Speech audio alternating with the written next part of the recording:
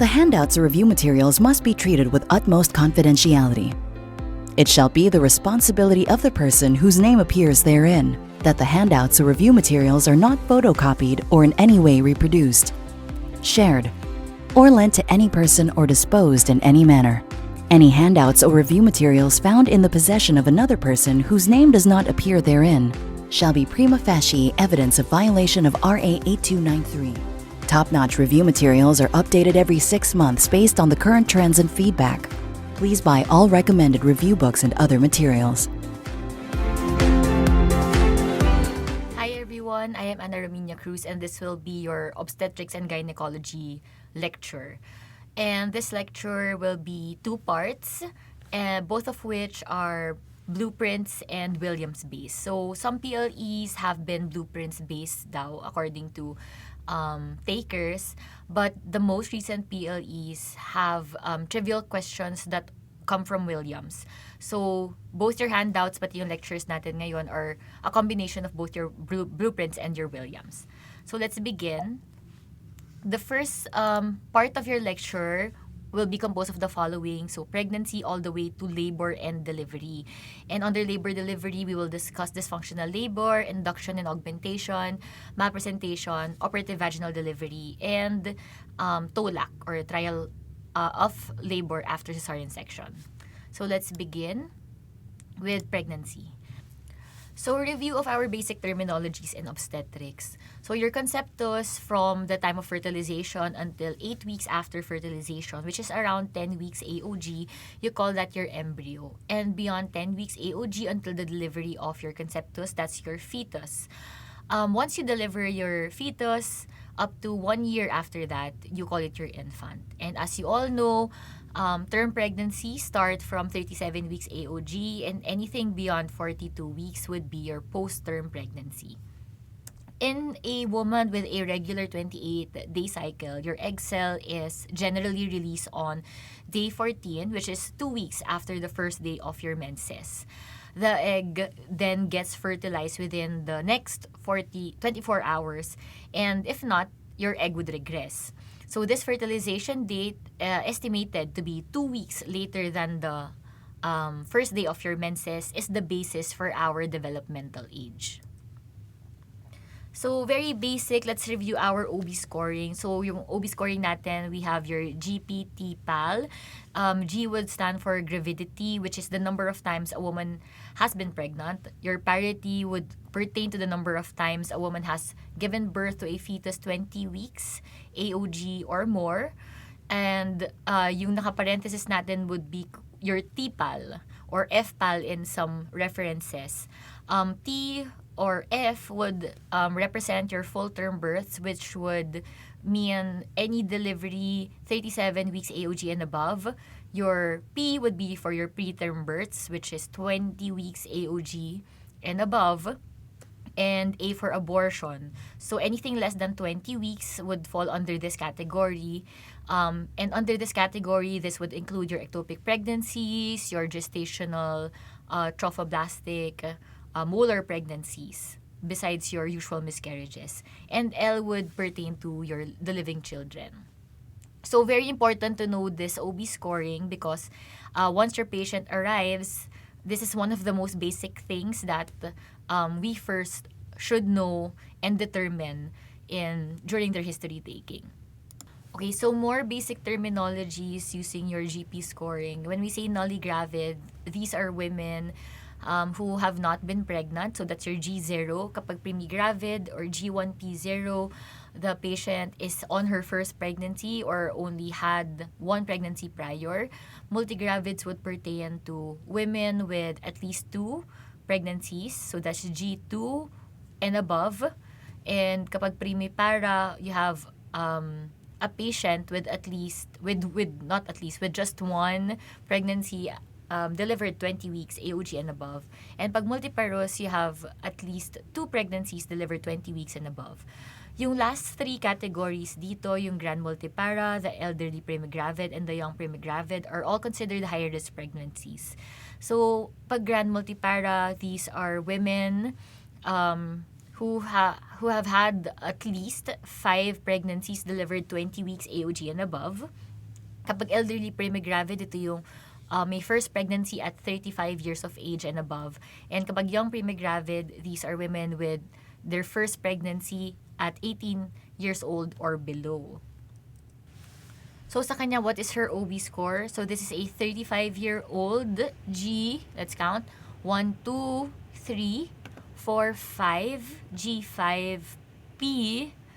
So P, anything beyond 20 weeks AOG, so 2 term pregnancies, 1 preterm delivery. G5P3, and yung tipal niya, you have 2 term, 1 preterm, and 2 abortions, including your ectopic pregnancy. And then 2 currently living babies. So that's 2, 1, 2, 2. So ang OB score niya is G5P3 2122. Kapag nabuntis siya, pag the patient would come to you, nabuntis ulit siya, it would automatically add up dun sa G sa gravidity natin. So that's a G6 P3 2122, and once the patient delivers, G6 P4 3123 if the delivery is a term delivery. So next example, for multifetal pregnancies. A patient comes to you, 32-year-old, currently pregnant, who has had 1 prior preterm birth na twins, both of which are currently living. So what is her OB score? So this is a 32-year-old, G2 for 1 prior preterm delivery and 1 current pregnancy, P1 for 1 prior preterm delivery. So whether the previous preterm delivery ng twins or triplets or quadruplets, in your OB scoring, sa parity part, hindi nadadagdagan yung number. So that's always just 1. Doon tayo nag-iiba sa TPAL or sa FPAL nyo. So anong TPAL natin for this? So in blueprints, if we're gonna do this blueprints based, the TPAL would actually be 0102. In blueprints, hindi nila kinoconsider the number, the 2, ang twins nyo. So they only add it sa living. In the TPA, you retain the current number. And this is a screenshot from blueprints, which says that, for example, a woman who has given birth to 1 set of preterm twins, 1 term infant, and had 2 miscarriages would have the OB score of G4P1, 1, 2, 3. Okay? So, if napansin nyo na blueprints based yung exam nyo, you can follow blueprints for the OB scoring. But ang tinuro sa atin, 'di ba? When it comes to multifetal pregnancies, sa twins or triplets, we add the number of babies for all the TPAL. So in this situation na meron tayong patient with 1 prior preterm delivery na twins, both of which are currently living, her OB score would be G2P1 0 2 for the preterm delivery of twins, 0 2 for 2 living children. Okay? So again, for blueprints, TPA, hindi nagbabago, just the number of living. Ang turo sa atin, nagbabago the whole TPAL. So just be careful about the OB scoring. So dating the pregnancy, you have your developmental age and your gestational age. Your developmental age would pertain to the number of weeks and days since the fertilization. So that's starting day 14 in a woman with a regular 28-day cycle. This is also called your conceptional or your embryonic age. While yung gestational age, which we usually use, is actually the age in weeks and days from your last menstrual period, which is estimated to be plus 2 weeks from your developmental age. And we use the Naegele's rule for estimating the date of confinement or date of delivery of your pregnancy. And this is equivalent to the last normal menstrual period minus 3 months plus 7 days.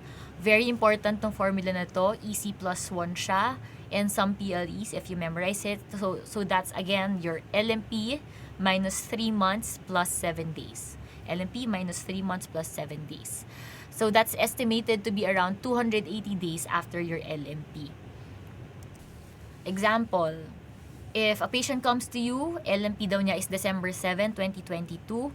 So December 7 minus 3 months, November, October, September, plus 7 days. So that's The EDD would be on September 14, 2023. Okay, isa pa. May 14, 2023 ang LMP, minus 3 months. April, March, February. 14 plus 7, that's 21. So, ang EDD would be February 21, 2024. Diba? That easy. So, remember that formula before the exam. So, besides your LMP, we can use your ultrasound to date the pregnancy. And your ultrasound is rarely off by 7 to 8% from your gestational age. And in general, should not differ by more than 1 week in the first trimester, more than 2 weeks in the second trimester, and more than 3 weeks in the third trimester.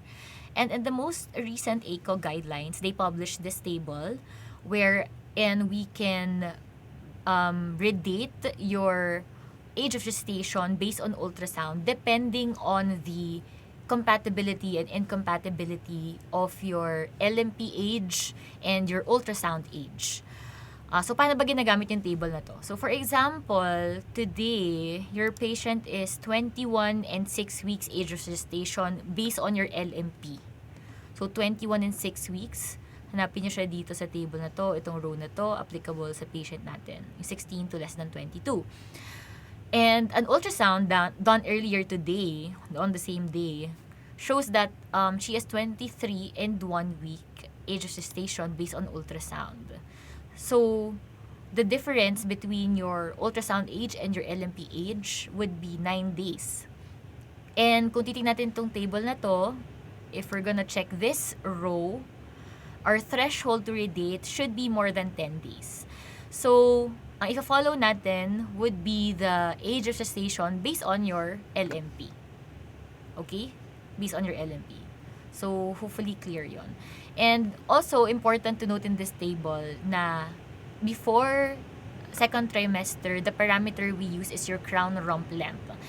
And it's very important to know that your crown rump length is the most accurate means of estimating gestational age. In fact, if we use your crown rump length to age the gestation, expected na dapat less than 5 days or less than 7 days nang yung pagitan between your LMP because it's supposed to be the most accurate. So, other ways to redate the pregnancy. Sometimes may mga questions na ang sasabihin nila would be the clinical presentation of your patient and itatanungin kayo, so based on the clinical presentation, around how many weeks age of gestation na siya. So, important to know these signs and symptoms. So, for your cervical softening, we call this your Goodell sign. It's seen as early as 4 weeks. Yung softening of our uterus is called your Ladine or your Heger sign. Specifically, the Heger sign would pertain to the softening of your uterine isthmus. And this is seen as early as 4 weeks, but usually at 6 weeks. Yung bluish discoloration of the vagina and the cervix is called your Chadwick sign. So, C for color. And this is also seen at 6 weeks AOG. Your Chadwick sign is due to increased blood flow.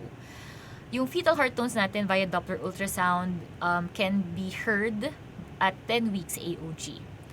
Also, to add pala to our Goodell sign or softening of our cervix, this is as a result of your cervical edema. Okay, so Chadwick sign, C, color, that's due to increased blood flow, softening of your cervix. For some reason, basta inala ko lang siya na good cervix. If you have a good cervix, Goodell sign.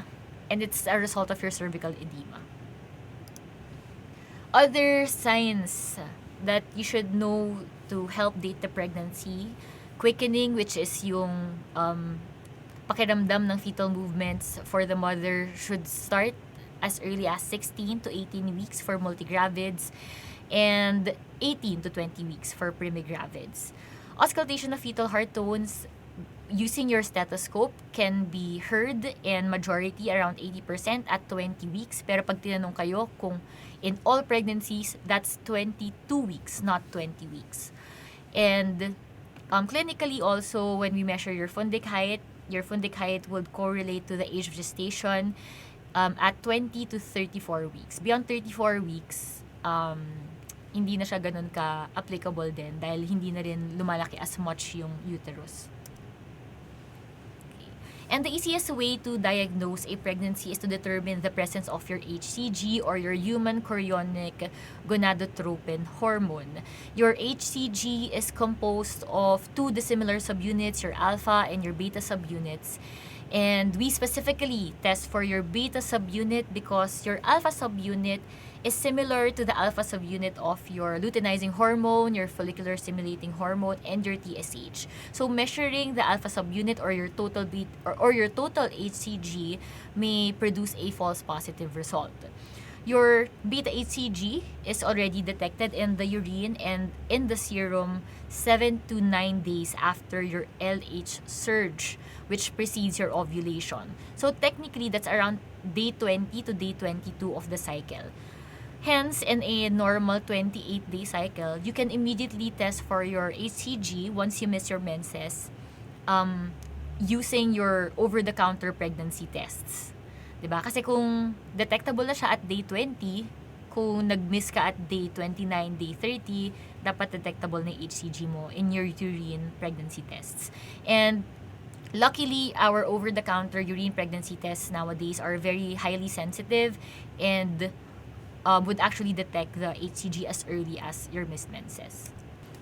So, saan nanggagaling ang HCG? So, your HCG is produced by your growing placenta and it functions to maintain the corpus luteum in early pregnancy. If there's no pregnancy, the corpus luteum rapidly regresses at around 9 to 11 days after ovulation. Okay, so that's again 9 to 11 days after ovulation. But if there is a pregnancy, your corpus luteum would produce progesterone, and your progesterone would function to maintain the endometrium and to thicken the cervix. The maximum function of your corpus luteum would be at 6 to 7 weeks AOG, and after which, at 8 weeks AOG, the placenta would assume progesterone secretion, and then your corpus luteum would become your corpus albicans after that. So in relation to spontaneous abortions, if for example, your corpus luteum accidentally ruptures prior to 8 weeks or accidentally natanggal siya during an OR prior to 8 weeks kasi hindi natin alam na buntis pala, you may need progesterone supplementation for the pregnancy to persist kasi wala kang other source of progesterone. At that time, hindi pa nagpo-produce yung, or magsa-start pa lang mag-produce yung placenta mo ng progesterone. Okay. So, again, your HCG is expected to double every 48 hours. So, ito yung doubling time natin for your HCG, specifically 1.4 to 2 days in Williams during pregnancy, and it continues to increase until it peaks at a level of 50,000 to 100,000 at 10 to 12 weeks AOG based on blueprints, or at 60 to 80 days if based on Williams. Again, so that's 10 to 12 weeks based on blueprints, 60 to 80 days based on Williams. It then declines to a steady state at around 15 to 16 weeks AOG. So, saan natin ito na-apply practically? In cases of pregnancies of unknown location, dahil masyado pang maaga yung pregnancy, we can opt to do a serial HCG monitoring if we are unsure if it's an ectopic or an intrauterine pregnancy na hindi pa lang nakikita sa scan. So, if your HCG levels would double every 2 days, chances are it's an ongoing intrauterine pregnancy. If the doubling time is more than 2 days or hindi siya, or yung HCG levels mo is not doubling in 2 days, it's most likely an ectopic pregnancy or a probable abortion. At 5 weeks AOG, yung HCG levels natin is expected to be 1,500 to 2,000 milli-IU per ml. And at this time also, expected na meron ka dapat gestational sac. At 6 weeks AOG, ang HCG levels natin is around 5,000 to 6,000 milli-IU per ml. And at this time, dapat meron ka na ring fetal heart rate motion na nakikita sa ultrasound. So let's talk about some important maternal adaptations in pregnancy, beginning with your cardiovascular system. So, there are 2 very important physiologic changes that occur during pregnancy to meet the increased metabolic demands during this period. The first of which would be your increased cardiac output, and the second of which would be decreased systemic vascular resistance. So let's talk about your cardiac output first. So saan ba ito nanggagaling? Initially, your increased cardiac output is due to the increased stroke volume in early pregnancy. And in total, the cardiac output increases by 30 to 50% during pregnancy and is maximal between 20 to 24 weeks age of gestation. This is later on maintained by the increased heart rate as the stroke volume returns to the pre-pregnancy levels by the end of the third trimester. And diba sa physio, cardiac output equals stroke volume times heart rate. So to compensate for the decreased stroke volume, magi-increase yung heart rate mo at the end of your pregnancy. In fact, the heart rate is found to be significantly increased between 12 to 16 weeks AOG and 32 to 36 weeks AOG. So how about your systemic vascular resistance? Your SVR decreases in pregnancy due to progesterone-induced smooth muscle relaxation coupled with refractoriness to your angiotensin II. Dahil bababa ang systemic vascular resistance mo, bababa rin ang blood pressure mo. And its usual nadir is at 24 weeks. So, okay, it's not normal to have high BP in pregnancy.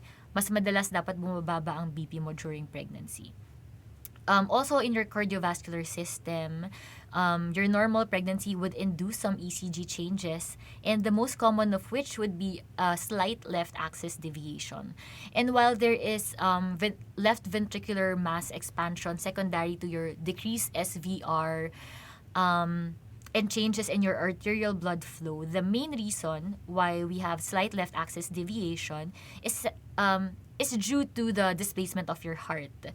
Remember, as your gravid uterus enlarges, the diaphragm is elevated up, and so is the heart, and it is moved upward and to the left. So rotated on its long axis. Other ECG changes would include Q waves in leads 2, 3, and AVF, as well as flat or inverted T waves in leads 3 and V1 and V3. So for pulmonary adaptations in pregnancy, your inspiratory capacity, or the volume breathed in from quiet expiration to maximum inspiration, would increase in pregnancy. Diba? In physio again, this is equivalent to the tidal volume, represented by VT here, plus the inspiratory reserve volume, or your IRV. The inspiratory capacity is said to be increased by around 5 to 10%, mainly because the tidal volume increases 30 to 40% in pregnancy, even as the inspiratory reserve volume is maintained. So the main reason for the increased inspiratory capacity is the increased tidal volume and not the IRV. The functional residual capacity naman is the volume remained after quiet expiration, and is the summation of the expiratory reserve volume, or your ERV, plus the residual volume. Both of which, yung expiratory reserve volume and your residual volume, decreases in pregnancy due to diaphragm elevation. And hence, dahil pareho sila nag-decrease, your functional residual capacity is also expected to decrease. And actually, it decreases by 20 to 30% in pregnancy. And when we add your functional residual capacity na decrease significantly with the inspiratory capacity that is slightly increased, you get a total lung capacity that is slightly decreased by 5%. Important to note, in Williams, the TLC, or your total lung capacity, is either unchanged or decreased by 5%. Other pulmonary changes during pregnancy, your respiratory rate essentially remains unchanged, but the minute ventilation increases significantly due to the increased tidal volume, especially as the pregnancy progresses. And your elevated minute ventilation is caused by several factors, including the following. You have your enhanced respiratory drive due to progesterone, low expiratory reserve volume, and compensated respiratory alkalosis. Sa gastrointestinal changes, one of the most common na symptom na nakikita natin in pregnancy would be your morning sickness. In fact, 70% of pregnant women would experience nausea and vomiting. Your morning sickness is due to the elevations in estrogen, progesterone, especially your HCG. Your morning sickness typically resolved by 14 to 16 weeks because remember at this time, your HCG levels are already decreasing and eventually nagpa-plateau na sila. So if excessive in amount, it may become pathologic and we call this as your hyperemesis gravidarum. Your hyperemesis gravidarum is associated with weight loss with a cutoff of 5% from your pre-pregnancy weight, presence of ketosis, and electrolyte imbalance. There is an increased number of cases of GERD in pregnant women due to your increased gastric emptying time and decreased lower esophageal tone. In Williams, unchanged yung gastric emptying time mo. But either way, yung LES tone mo still decreases. And in turn, there's also increased chelism or spitting due to the reflux. Decreased large bowel motility would cause increased water resorption and eventually constipation. So constipation on top of elevated pressure in the rectal veins below the level of the enlarged uterus increases the chance for hemorrhoid formation.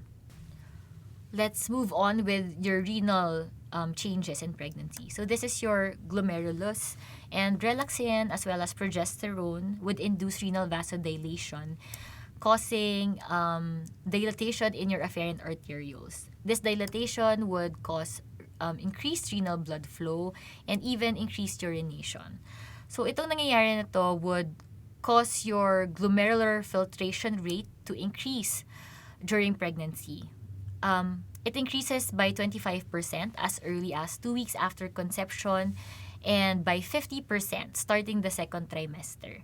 This increase in your GFR is maintained up to term and causes decrease in your BUN and your creatinine levels by 25%. Hence, the normal values of your creatinine in pregnant women are lower than the non-pregnant population. And with a creatinine level of 0.9 milligrams per deciliters or more, you should already start suspecting a renal pathology. So besides dilatation of your afferent arterioles, your progesterone would also actually cause ureteral and efferent arteriole vasodilation, causing increased urination. Your kidney size would also be expected to be increased by around 1 centimeters in pregnancy. And on top of the increased ureteral dilation, you have higher rates of pyelonephritis, which is why in pregnant women with asymptomatic bacteriuria, we try to treat them as early as possible even if they're not symptomatic because they're at a higher risk for pyelonephritis, and ayaw nating magkaroon sila ng systemic infection which would put them at a higher risk for preterm births or any other complications. Your RAAS is also activated in pregnancy, increasing sodium resorption, but normonatremia is maintained due to the increased glomerular filtration rate. Moving on to hematologic changes in pregnancy. So in pregnancy, you can expect an increase in your plasma volume, producing the physiologic anemia of pregnancy. And blood volume is at its maximum at 32 to 34 weeks AOG. This pregnancy-induced hypervolemia actually serves several functions. So first, it would meet the metabolic demands of your enlarged uterus and the hypertrophied vascular system. It would also help provide nutrients and elements to support the rapidly growing fetus and placenta. And the expanded intravascular volume would protect the mother and the fetus against effects of impaired venous return in the supine and erect positions. And lastly, it would safeguard the mother against the adverse effects of blood loss during delivery itself. Your RBC volume is also expected to increase. But your hemoglobin and your hematocrit are both expected to be decreased. And hemodilution is a result of plasma augmentation causes this decrease during pregnancy. So, yung hemoglobin mo at term averages around 12.5 grams per deciliter. And even if your hemoglobin and your hematocrit is expected to decrease, it is still pathologic and would require treatment if the levels are too low. So if the hemoglobin is less than 11 grams per deciliter in the first and in the third trimester, or less than 10.5 grams per deciliter in the 12th trimester, these are actually considered abnormal and is usually due to iron deficiency anemia rather than your pregnancy hypervolemia. And unlike hemoglobin, which is lowest in your second trimester and increases in your third trimester, your platelets would continuously decrease during pregnancy, then return to normal at 4 to 12 weeks postpartum. Then it would nadir at third trimester. Yung WBC counts natin also expected to increase, and in cases of stress and stressful situations, and especially during delivery, they're also expected to reactively increase more. So pregnancy is a hypercoagulable state. In fact, all clotting factors are increased except for factors 11 and 13. And in normal pregnancies, fibrinogen levels increase by as much as 50%, promoting more fibrin formation and in turn clot formation and hemostasis. And due to this hypercoagulable state, we expect increase in thromboembolic events in pregnancy, including deep vein thrombosis and pulmonary embolism, among others. For endocrinologic changes in pregnancy, very important to note that pregnancy is a hyperestrogenic state, and this is mainly due to placenta production. Similar to progesterone, your estrogen production by the ovaries would significantly drop by 7 weeks AOG, and at this time, the placenta would take over and would be the main source of estrogen in the gravid woman. Estrogen production by the placenta uses substrates formed by both your maternal and fetal adrenal glands. And this hyperestrogenic state is expected to immediately decrease or terminate after placental delivery. Other hormones produced by the placenta are the following. So HCG, as we mentioned a while ago, this is very important in early pregnancy to maintain your corpus luteum. Your progesterone, which is the main cause for the relaxation of smooth muscles in pregnancy. And this hormone would contribute to a lot of the physiologic changes in pregnancy we discussed a while ago. Also, progesterone is believed to function for uterine quiescence. Kaya kung napapansin nyo during your rotations in OB before, for early pregnancies, threatened abortions, threatened preterm labor, we give a lot of progestins because it's said to help in uterine quiescence.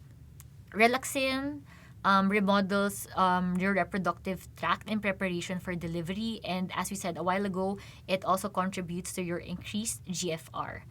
Yung HPL, which is your human placental lactogen or human chorionic somatomammotropin, is the hormone which would promote lipolysis in your pregnant woman to raise circulating free fatty acid levels. So this would provide energy source for maternal metabolism and fetal nutrition. Other less significant hormones produced by the placenta would include your hypothalamic-like releasing hormones, leptin, neuropeptide Y, pituitary-like hormones, and your TGF-beta. Pregnancy is generally a euthyroid state, and the thyroid gland actually boosts hormone production by as much as 40 to 100% to meet the fetal and maternal demands of pregnancy. At the same time, HCG, given that it has similar properties with TSH, also stimulates thyroid hormone production, causing T3 and T4 increases. However, during pregnancy, your thyroid binding globulin or TBG also increases secondary to estrogen stimulation and lower metabolism rates of your TBG. So while your total T3 and T4 are increased, your free T3 and T4 would remain constant due to the increase in your TBG. So this is the reason why despite the increase in your thyroid hormone levels in pregnancy, pregnancy is still a euthyroid state. So these are some of the most common musculoskeletal and dermatological changes in pregnancy. A lot of your patients would complain of pelvic pain, lower back pain, and this is due to the change in the center of gravity during pregnancy, which would also cause a posture shift. You have skin changes such as your spider andromata here and your palmar erythema here, both of which are due to increased estrogen during pregnancy. Hyperpigmentation of your nipples, your umbilicus, your perineum, your face, your abdomen is due to the increase in the melanocyte stimulating hormones and steroid hormones.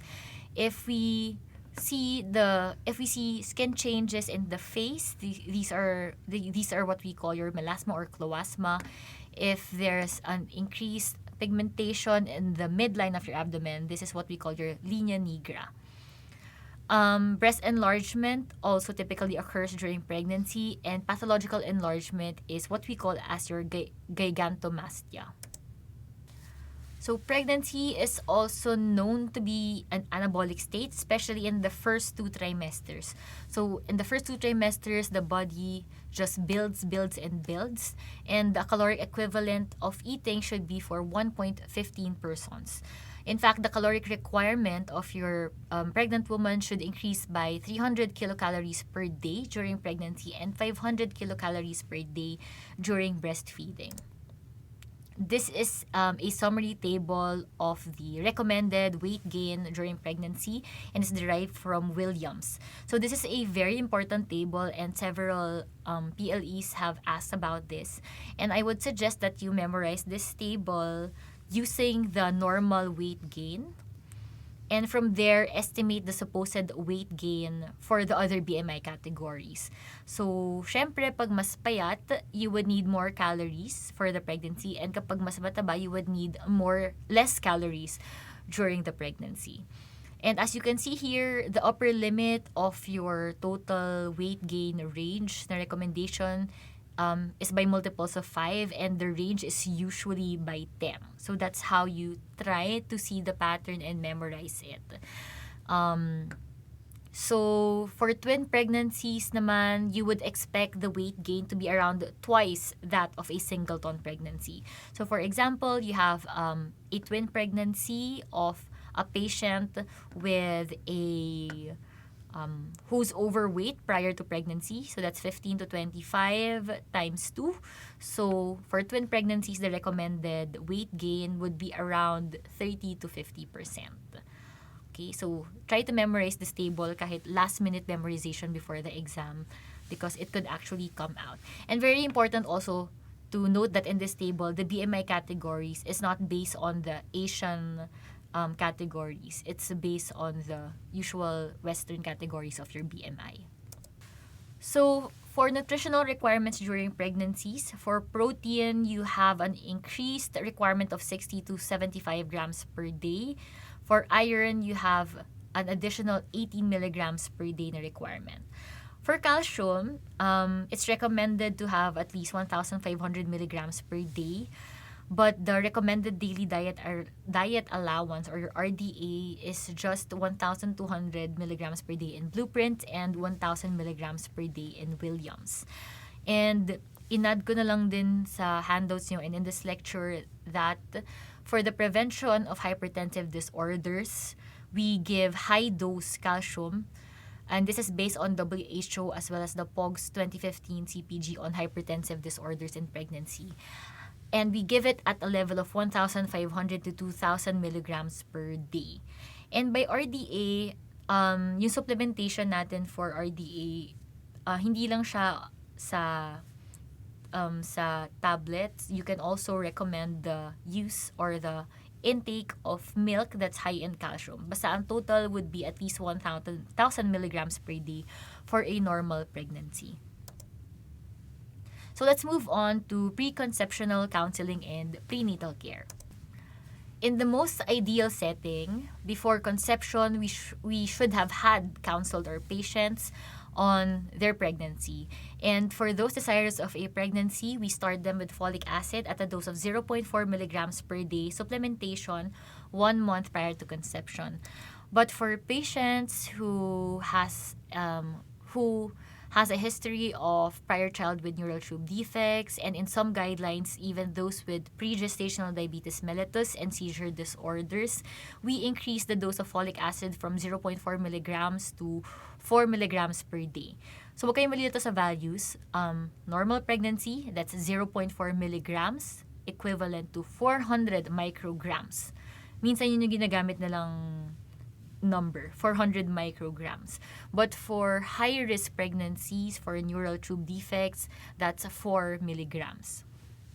Also, for patients who already have diabetes mellitus prior to pregnancies, we should make sure that their HbA1c levels is less than 7% prior to conception because they are at the higher risk for spontaneous abortions, preterm births, and congenital anomalies.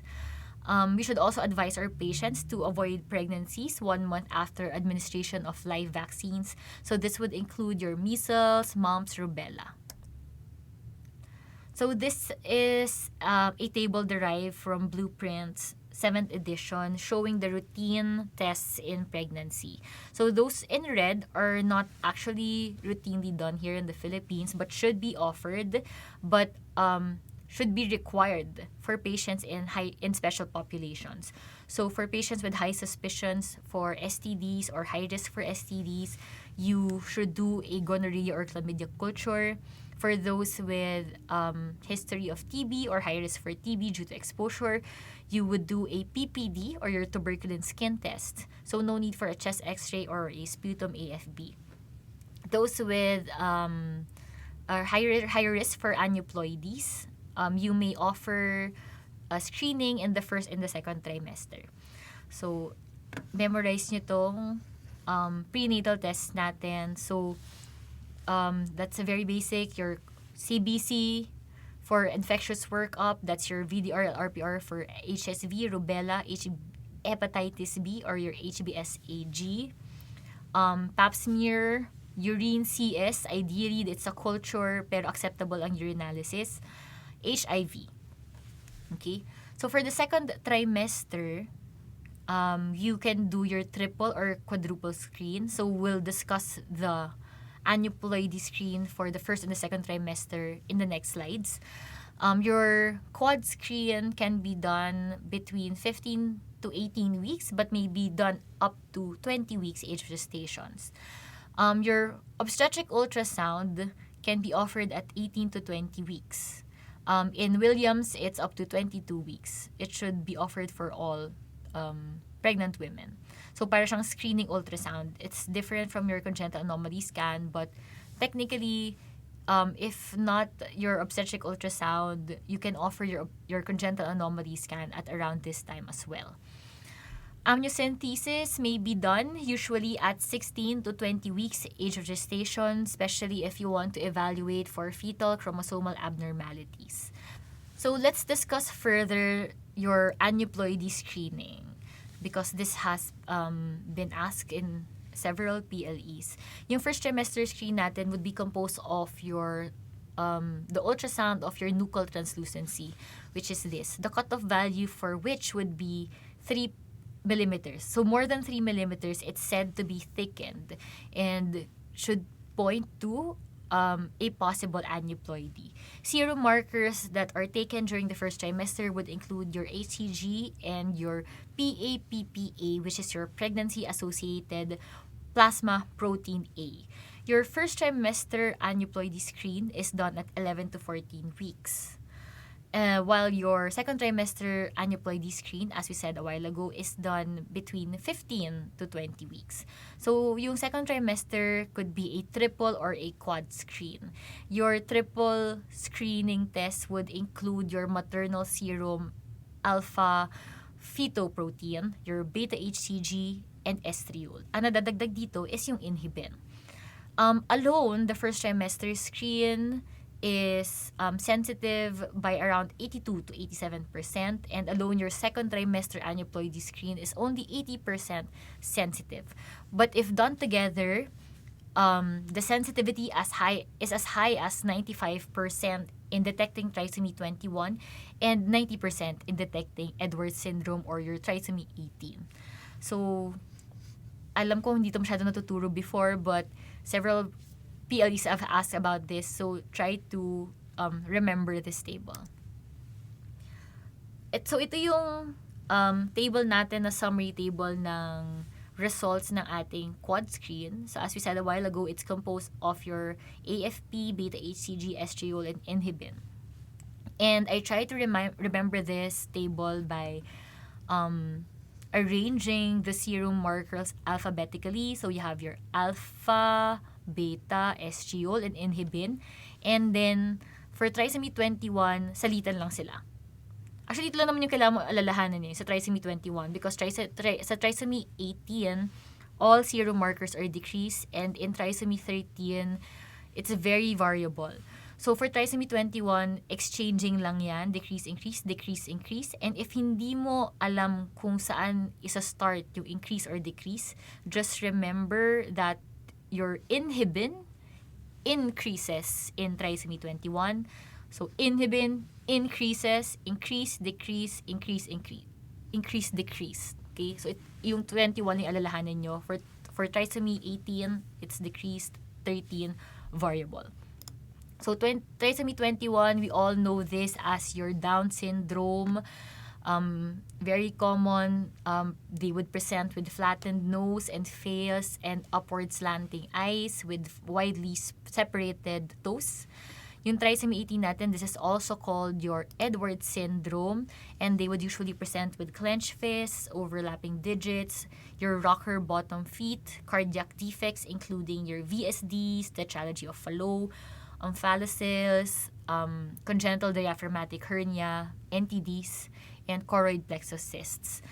And your trisomy 13, which is your Patau syndrome, they have very similar clinical presentations with Edwards syndrome. They may present with hollow prosencephaly, cleft lip and palate, omphalocele also, cardiac anomalies as well, limb abnormalities including clubfoot and club hands, polydactylies, and overlapping fingers. So, as we said a while ago, yung markers in Patau syndrome is very variable. So, your first and second trimester screening tests are not as helpful compared to your trisomy 21 and 18.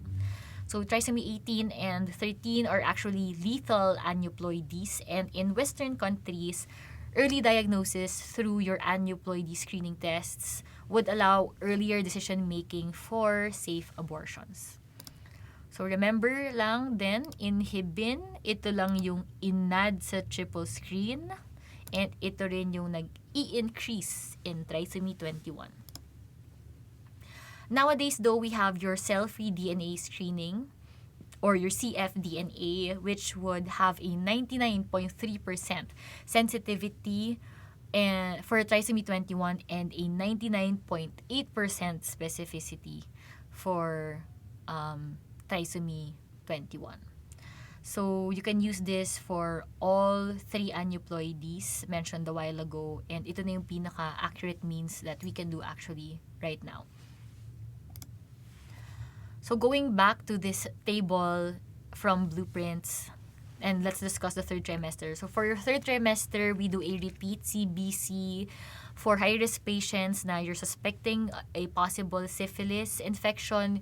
You can offer a repeat RPR or VDRL. For patients at a high risk for gestational diabetes mellitus who did not test for GDM or who were not diagnosed with GDM earlier in pregnancy, you may opt to do a repeat OGTT. In our guidelines, we actually repeat it at 32 weeks if the patient has several risk factors for diabetes mellitus.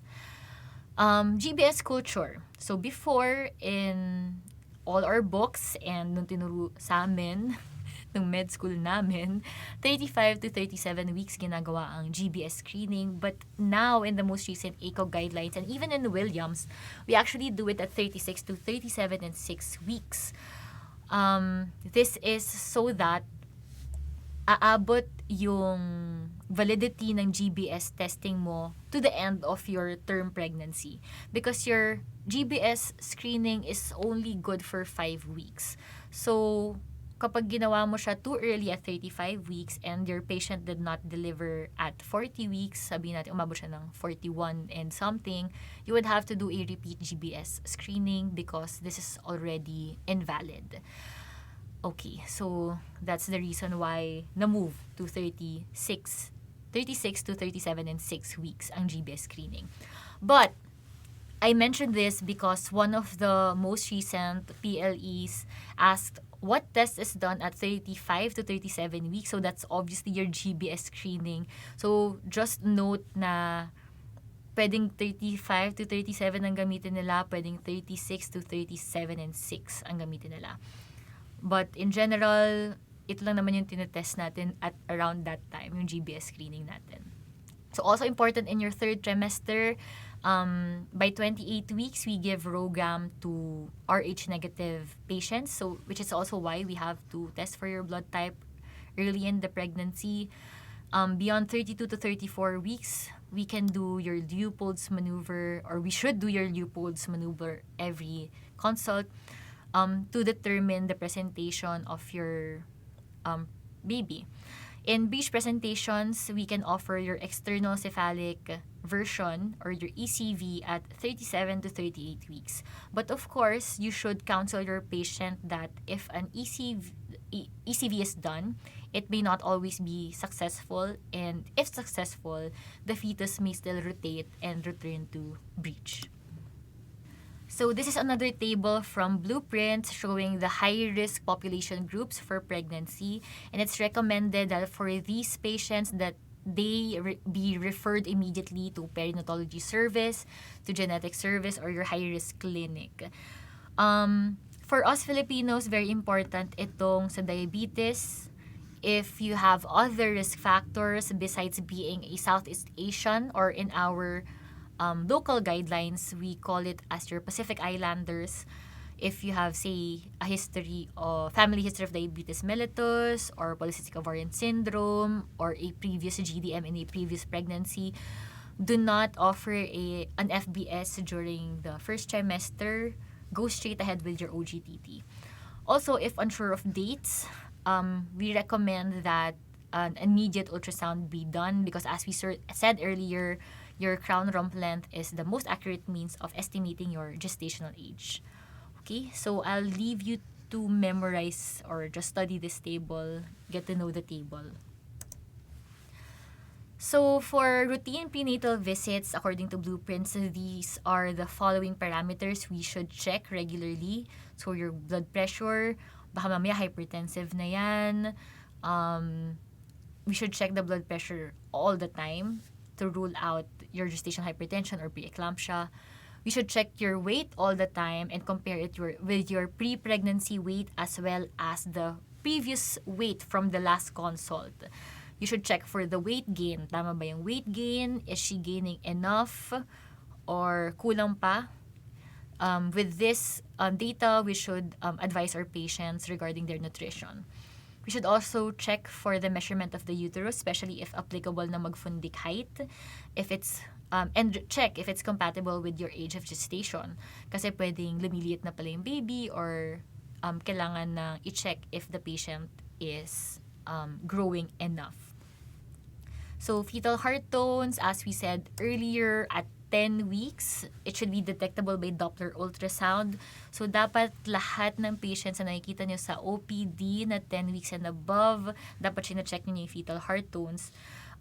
Before 10 weeks, wag nyo na itry kasi kakabahan lang yung patient pag wala kayo narinig. But 10 weeks and above, dapat itry nyo na. Although syempre, at 10 weeks or 11 weeks, sometimes mahirap pa rin maghanap ng heart tones via Doppler. If it's via transvaginal ultrasound, as we said earlier, at 6 weeks, due to the increased HCG at that time, dapat meron ka na ring fetal heart motion in your transvaginal ultrasound. And at 20 weeks, 80% rinig na sa stethoscope, 22% rinig sa lahat. Okay, diba? May mga paulit-ulit tayong sinasabi. So remember those numbers. This is not routinely done in the Philippines, but in blueprints, this is included in the parameters to be checked during the routine prenatal visits, and that's your urine dipstick. So, sa urine dipstick natin, marami tayong pwedeng makita if you have protein persistently, kahit 1 plus lang yan na persistent, it could point to preeclampsia. For glucosuria, it may be normal due to your increased GFR, but if repetitively with 1 plus or 2 plus na siya agad sa urine dipstick, it should prompt you to request for an OGTT to rule out gestational diabetes mellitus. In the presence of leukocyte esterase in your urine dipstick, it could point to a UTI. So ano ba yung mga pang-check natin kung okay si baby during the pregnancy? One of which would be your non-stress test. In your handout for antepartum fetal assessment, we started with a discussion of CST, but I'll set that aside for now and we'll discuss that later during labor induction. So let's start with non-stress test. So unlike your CST, no contractions given to the patient. Pwedeng may sarili siyang contraction, pero hindi tayo mag-i-induce ng contractions for the patient. Kaya siya non-stress test. And this test is the test for current fetal condition. We check their variability based on the presence or non-presence of contractions. Your non-stress test is started as early as 32 to 34 weeks in gestations with high-risk pregnancies, but it's not routinely done for all term pregnancies. Your non-stress test is usually done at 40 to 41 weeks for low-risk pregnancies kapag hindi pa rin nagde-deliver. Okay, so hindi dapat lahat ng term patients ay in-NST sa OPD dahil lang term na sila. So, may indications yan talaga. To say that your NST is reactive, you should have at least 2 accelerations in 20 minutes. And for gestations na 32 weeks and above, accelerations should be more than or equal to 15 beats per minute from your baseline. And for gestations less than 32 weeks, your acceleration should be more than or equal to 10 beats per minute from baseline. And your NST is actually the 5th component of your biophysical score, or your BPS, or sometimes BPP, biophysical profile. So, yung components ng biophysical profile mo could be remembered by the mnemonic BATMAN, which stands for breathing, AFV, tone, movement, and NST. So, each component of your BPP is given a score of 2 or 0, a total of 10 out of 10. So, if 8 out of 8 lang yung nakita nyo sa results ng BPP nyo, ang nawawalang component doon usually would be your non-stress test. So, we do your BPP NST not earlier than 24 to 26 weeks because the medulla and the posterior hypothalamus, which is in charge of your fetal heart rate reactivity, only fully develops at 24 to 26 weeks. So, again, don't do it earlier than 24 weeks. Yung fetal tone is the first component of your BPP that is seen in pregnancy, and it can be seen as early as 7.5 to 8.5 weeks age gestation. Yung fetal movement can be seen as early as 9 weeks AOG. Breathing, mas later na seen at 20 to 21 weeks AOG, and then again, as we said earlier, reactivity fully develops at 24 to 26 weeks.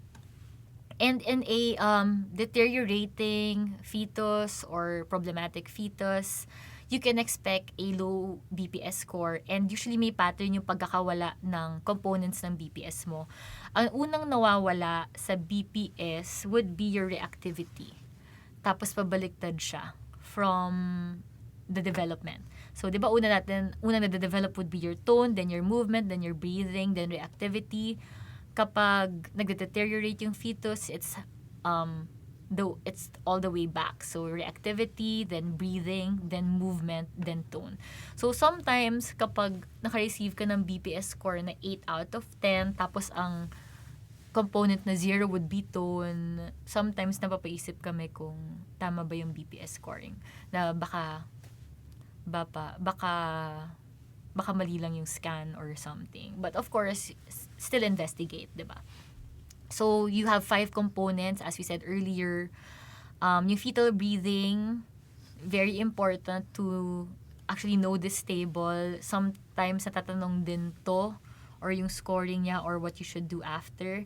Fetal breathing, score of 2 if it's greater than or equal to 1 episode of breathing that should last more than 30 seconds within the 30-minute na biophysical profile testing.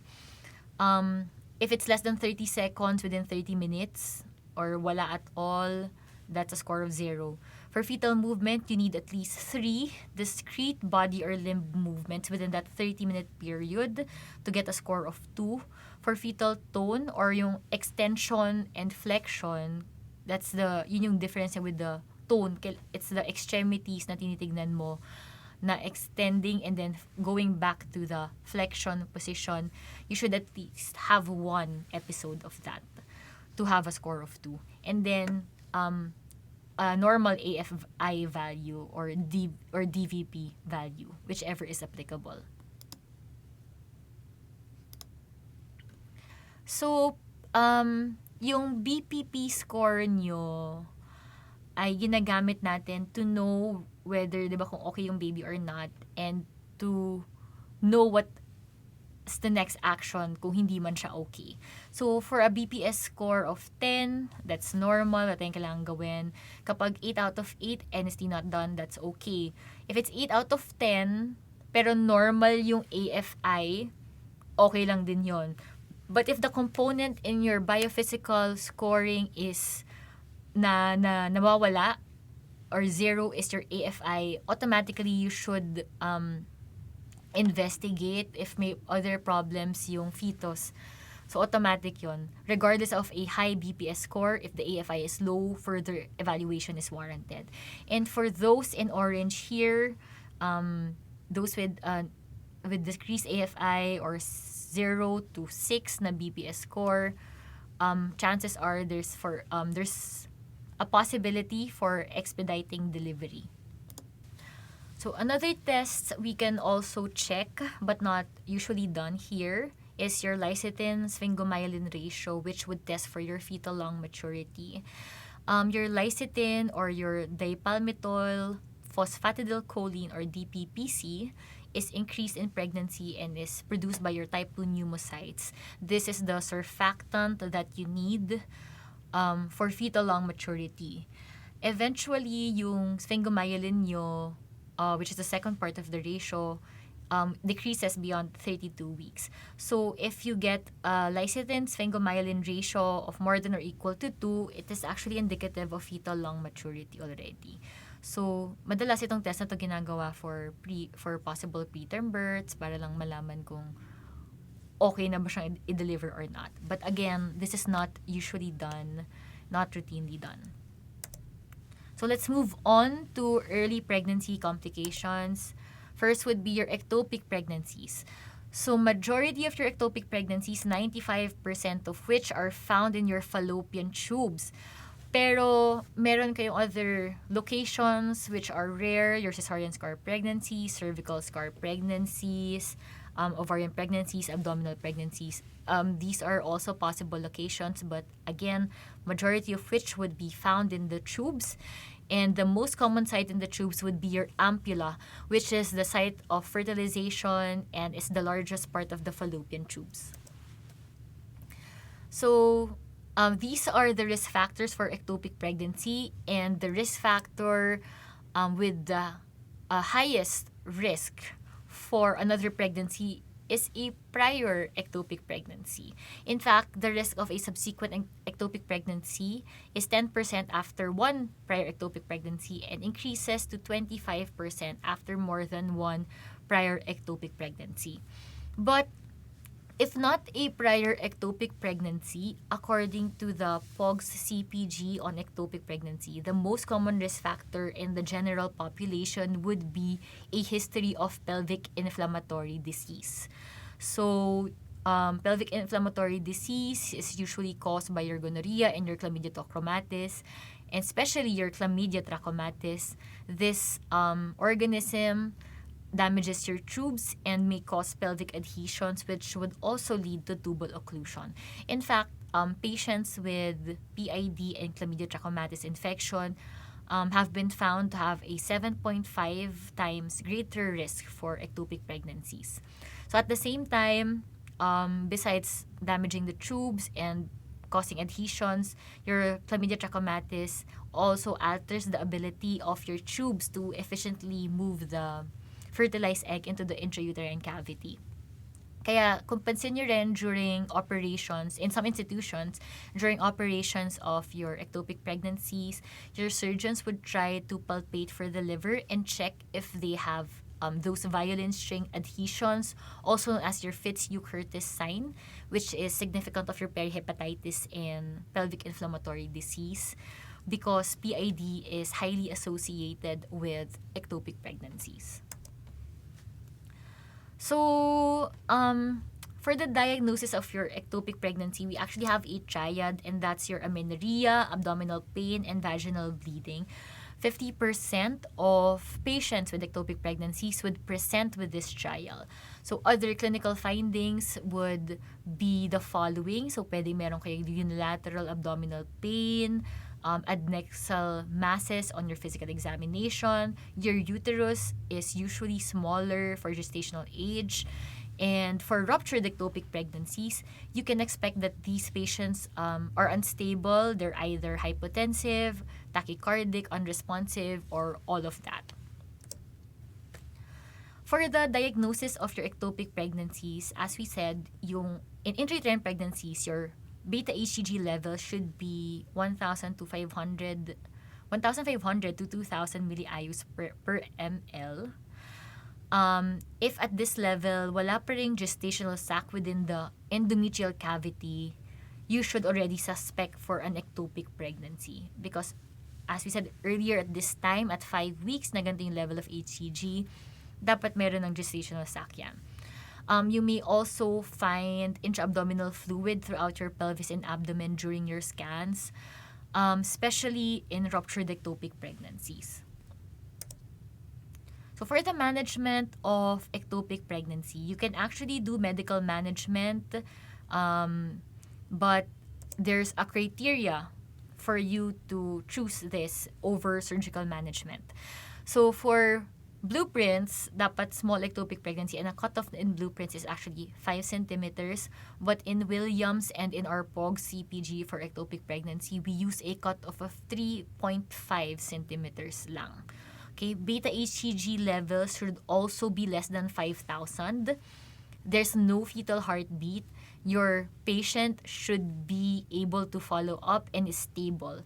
Remember, yung fetal heartbeat natin usually at a level of 5,000 to 6,000 milliIUs per ml yan. So these are your requirements for the medical management of ectopic pregnancy. And we use methotrexate for its management. We can use the single dose or multi-dose na methotrexate for ectopic pregnancies. Pag single dose, we give it at a dose of 50 milligrams per meter squared intramuscularly once. While for multi-dose, we give it at a dose of 1 milligram per kilogram per dose on days 1, 3, 5, and 7, plus leucovorin at a dose of 0.1 milligrams per kilograms sa days in between the methotrexate, days 2, 4, 6, and 8. So yung leucovorin mo would act as a buffer for the harmful effects of your methotrexate. Yung single dose regimen natin is less effective at 88%, and yung multi-dose is said to be 93% effective. Mas effective siya than the single dose, but your multi-dose regimen has more side effects because of possible overdose with your methotrexate. So, ano bang contraindications natin for methotrexate use? This would include an intrauterine pregnancy that's ongoing, breastfeeding, hypersensitivity to the drug, an active pulmonary disease, peptic ulcer disease, immune deficiency, pathologic abnormalities in your bone marrow, your blood, kidneys, as well as your liver. Why? Because methotrexate is an antimetabolite that inhibits your deoxyribose nucleic acid synthesis. Inhibition of your thymidylate synthesis is the most important mechanism of methotrexate toxicity. And tissues that are actively proliferating are most affected. So ito yung mga bone marrow, buccal mucosa, intestinal mucosa, respiratory mucosa, which is why it's contraindicated in patients with blood dyscrasias, peptic ulcer disease, etc. So, bakit affected din yung liver and yung kidneys? Bawal yung may severe severe kidney abnormalities because it's directly toxic to the liver, and bawal din siya sa may severe renal abnormalities because methotrexate is excreted renally. Not known to all, but actually we can do expectant management for patients with ectopic pregnancies, although this is not common because they do not present early in your clinics. And you can only do expectant management for patients who are clinically and hemodynamically stable, those with minimal to no abdominal pain, those with HCG levels less than 1,000 milliIUs per ml, and those with no gestational sac. So strictly, dun lang. And for patients who would undergo expectant management for ectopic pregnancies, beta HCG monitoring every 48 hours continuously should be done until undetectable yung levels to less than 20 IU per liter. So for surgical management of ectopic pregnancy, so kailan ba siya indicated? It's for patients with hemodynamic instability, those with impending or ruptured ectopic pregnancies, those with contraindications to methotrexate, and those with failed medical therapy. So for ectopic pregnancies, we can do laparotomy and laparoscopy. Ngayon, recommended na yung laparoscopy, but you can still do an open procedure for ectopic pregnancies. And we have several options now. Salpingectomy, which is the resection of a certain part of your fallopian tubes, is best for ruptured ectopic pregnancies, uncontrolled tubal bleeding, and moderately or severely damaged tubes. You may do a total salpingectomy if the patient is already for in vitro fertilization to avoid tubal stump pregnancies. However, sa mga hindi naman mag-IVF, you can do a partial salpingectomy if still desirous and if with intentions for tubal reanastomosis later in the future. Another option would be salpingostomy. So in salpingostomy, we just cut a part of the fallopian tube and then remove the ectopic pregnancy, then leave the tubes as is. So this surgical management may be offered to patients with unruptured tubes, especially those desirous of future pregnancies. But these patients should be advised that monitoring of beta HCG should be done after the procedure because it is still possible for these patients to need further treatment after salpingostomy. Yung corneal resection natin is done only for patients with interstitial pregnancies right here because kailangan natin tanggalin na parang wedge resection yung area na yan because this area is prone to a lot of hemorrhages. Ito yung muscular part mo ng fallopian tubes, and since it's very near your intrauterine cavity, ectopic pregnancies in this area can actually grow as large as the second trimester. So, ganun ka laki yung bleeding na pwede mo i-expect. And for that kind of ectopic pregnancy, we have to remove the complete area. So, that's your corneal resection. Okay, moving on to abortion. So, we have different types of abortion: threatened, missed, inevitable, incomplete, and complete. And madali lang naman i-memorize yung table na to. Kailangan nyo lang siyang intindihin by heart. So for isa-isahin natin later, but we have the mnemonic, all eyes are open. If the cervix is open, automatic, ang option nyo na lang would be inevitable and incomplete abortion.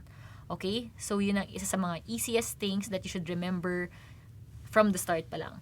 So isa-isahin natin. Pag threatened abortion, you have a closed cervix, your fetus is still living. Meron pa rin siyang heartbeat on scan, and actually compatible pa rin naman yung size ng uterus mo. So technically parang for these patients, meron sila ng slight na bleeding, and malaki yung chance for the pregnancy to continue. So for patients with threatened abortion, we advise them bed rest and tocolysis with progesterones. For patients with missed abortions, ito usually yung mga patients na nagpa-scan na lang bigla ng late first trimester or early second trimester, tas biglang wala na palang heartbeat si baby. Itong mga missed abortions na to, they have a closed cervix, the uterus size may be compatible or may be incompatible with the current age of gestation depending on how early the abortion is detected. And then on the scan, wala ka ng heartbeat. So for these patients, since sarado pa yung cervix mo, the first thing you need to do is to ripen the cervix and to open it. Once open yung cervix, you may do a curettage or you may do expectant management, then do a curettage. But the first thing you should do is to ripen the cervix.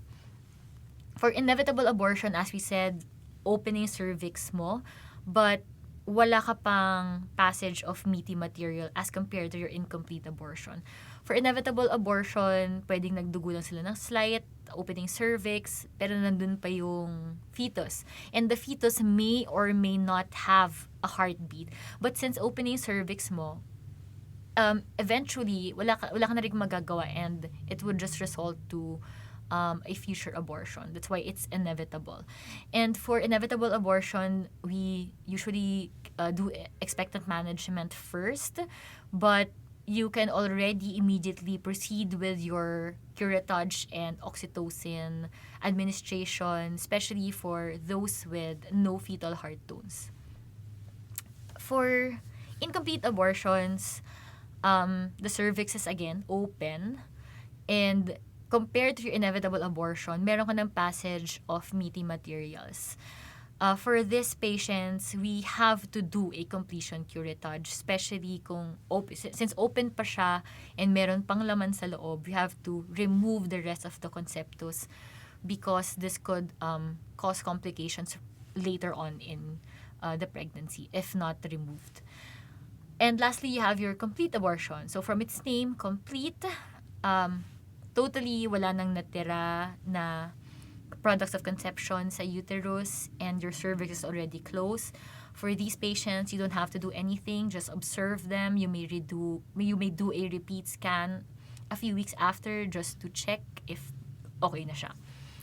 Also, very important in diagnosing abortion is to include in the diagnosis whether the abortion is septic or non-septic or induced or non-induced. So pag nag-diagnose na abortion, dapat abortion, blah, blah, blah, weeks age gestation, threatened abortion, blah, blah, blah, weeks age gestation, septic, non-induced, ganon. Because this is management changing. So anything that's septic or anything that's induced should prompt you to give antibiotics to your patient. So first trimester abortions, these would include abortions that would occur in the first 12 weeks of age of gestation, and majority of which, around 60 to 80% of which, are associated with chromosomal abnormalities. 95% of this total number is due to maternal gametogenesis errors, and 95 of which is due to autosomal trisomy. For first trimester abortions, ang surgical management natin would be to do your dilatation and curettage. Before curettage, kung kuwari hindi pa open, you may also start your patients with prostaglandins and mifepristone. And do expectant management. So, intayin na magkaroon ng passage of your conceptus. But if, say, in a month, wala pa ring passage, you should already proceed with surgical management to prevent DIC, or disseminated intravascular coagulation. For second trimester abortion, defined as your abortions at 16 to 24 weeks, dilatation and evacuation may be done.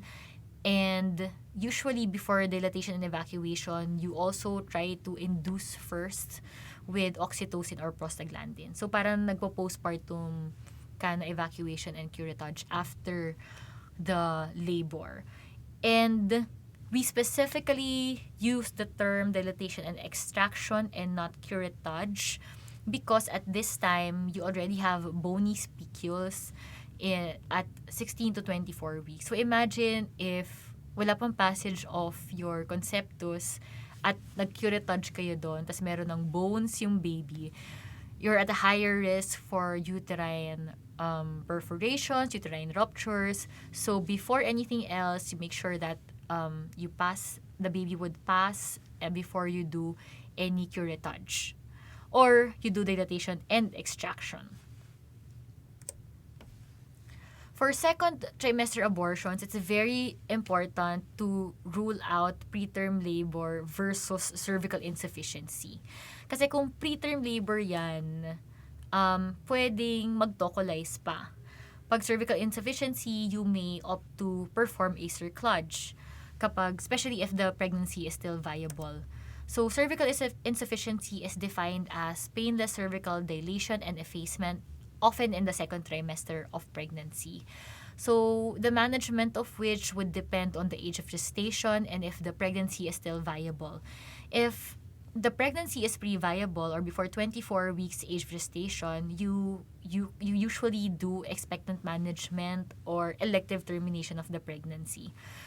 For pregnancies that are viable, you may tocolize, give progesterone until 36 weeks, and it's an option to put a cerclage, but not beyond 24 weeks age of gestation. So cervical insufficiency actually causes around 15% of your second trimester losses and can be followed by prolapse and ballooning of your amniotic membranes into the vagina, and ultimately expulsion of an immature fetus if not detected earlier.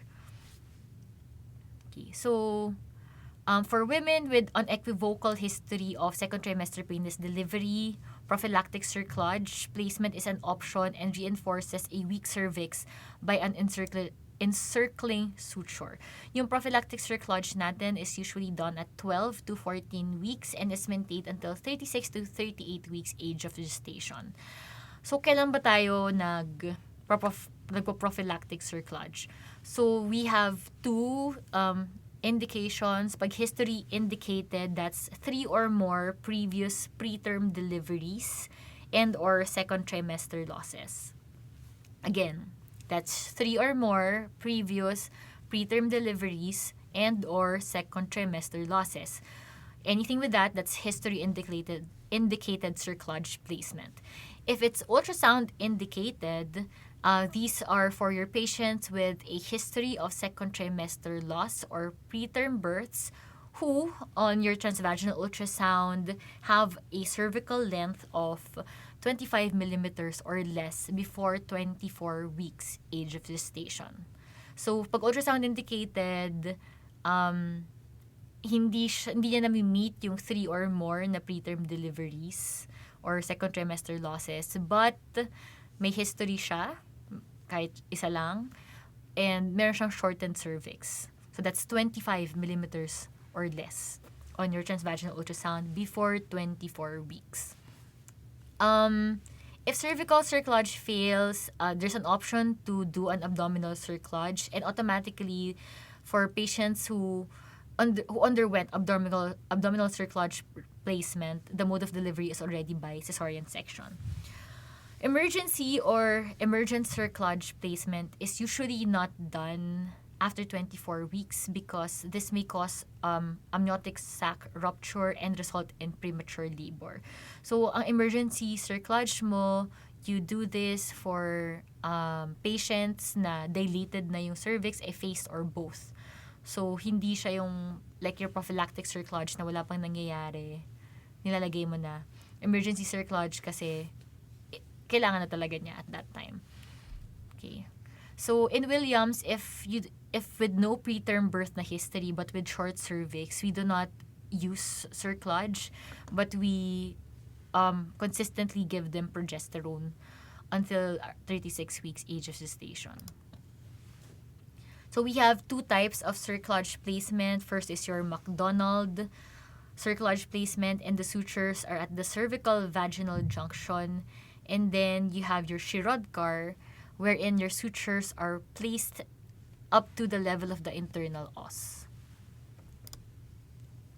So for RPL, recurrent pregnancy loss classically is defined as 3 or more consecutive spontaneous abortions at 20 weeks AOG or with fetal weight less than 500 grams. And around less than 1% of the general population is diagnosed with RPL. The risk for spontaneous abortion after one prior abortion is 20 to 25 and increases to 25 to 30 after 2 consecutive spontaneous abortions and increases further to 30 to 35 after 3 consecutive spontaneous abortions. Now though, iba na yung definition natin of recurrent pregnancy loss. We have different guidelines, but in general, important to note that the current definition of recurrent pregnancy loss, hindi na kailangan consecutive, hindi na kailangan 3. So just at least 2 spontaneous abortions or second trimester pregnancy loss is already diagnosed as recurrent pregnancy loss, as RPL. So at least 2, kahit non-consecutive, basta before 24 weeks, that's already RPL. And the reason for this is that studies have shown that there's no difference in the odds of your chromosomal uterine anomalies and APAS, even thyroid disorders, between 2 and 3 pregnancy losses. So, pag nag-diagnose tayo earlier ng patients with RPL after 2 second trimester losses or abortions, at least we can work them up earlier for RPL and we can try to address the problem of the recurrent pregnancy loss. So, yung RPL natin has a lot of etiologies similar to your spontaneous abortions. And it's a wrong notion to think that RPL is only due to your phospholipid antibody syndrome or your APAS. In fact, only 15% of your RPL is secondary to APAS. So here you can see your other possible etiologies for RPL. They may be genetic, anatomic. So kapag meron kang kuwaring septum, yung mga congenital mo na anomalies anatomically, kaya hindi ka makabuo ng fetus, and endocrine problems, you may have immune problems, ongoing infections, and lifestyle problems. So these are your etiologies for RPL, not just APAS. Your RPL is also possibly due to luteal phase defects and insufficient progesterone in your woman. And it's very important to investigate for the cause of your RPL because management of RPL is etiology directed. So some of the workup we do to determine the cause of your recurrent pregnancy loss would include karyotyping, investigation of maternal anatomy through your ultrasound, through SISH, through hysteroscopy. You should screen for metabolic, immunologic, and hematologic disorders. Order your APAS panel, your ANA, check for HbA1c. So, medyo maraming workup yan at magastos talaga. But the only way to prevent RPL is to address the main cause of the pregnancy loss. Okay, but for APAS, this is an autoimmune condition in which the immune system mistakenly creates antibodies that attack tissues in the body. These antibodies can cause blood clots to form in the arteries and the veins. And the diagnosis for your antiphospholipid antibody syndrome is the following. So you need at least 1 clinical and 1 laboratory criteria For the clinical criteria, it can be obstetrical or vascular. So for obstetrical, you have 3 or more unexplained consecutive miscarriages less than 10 weeks age of gestation, or 1 or more unexpected fetal deaths greater than or equal to 10 weeks AOG. You may also have preeclampsia or placental insufficiency necessitating delivery before 34 weeks. For vascular naman, you can include this in the clinical criteria for APAS, and that's one episode of arterial, venous, or small vessel thrombosis in any tissue. For your laboratory criteria to diagnose your APAS, you need at least one, and that's either the presence of your lupus anticoagulant, medium or high serum levels of IgG or IgM of your anti-cardiolipin antibodies, or anti-beta 2 glycoprotein, IgG or IgM antibodies. And as we said earlier, your APAS only causes 15% of your recurrent pregnancy losses. So for the management of your APAS, the most effective treatment is a combination of your low-dose aspirin plus unfractionated heparin. Corticosteroids and hydroxychloroquine are reserved for those with concomitant systemic lupus erythematosus. And plasma exchange and IVIG is reserved for overt disease, including your catastrophic antiphospholipid antibody syndrome, or your CAPS, also known as your Asher-Son syndrome. So this is a rapidly progressive thromboembolic disorder simultaneously affecting 3 or more organ systems or tissues. And for these patients, you should give a full dose of anticoagulation therapy, high-dose steroids, and plasma exchange or IVIG therapy. So let's move on to gestational trophoblastic diseases, or your GTDs. So your GTDs is actually a spectrum of diseases, including your molar pregnancies, your persistent GTD, invasive moles, gestational carcinoma, and your very rare placental site trophoblastic tumors, or PSTTs. Majority of your GTDs is composed by your molar pregnancies.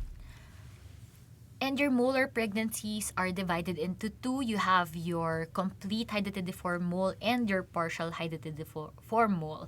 For complete moles, these are formed due to the fertilization of an ovum with absent or inactive maternal chromosomes.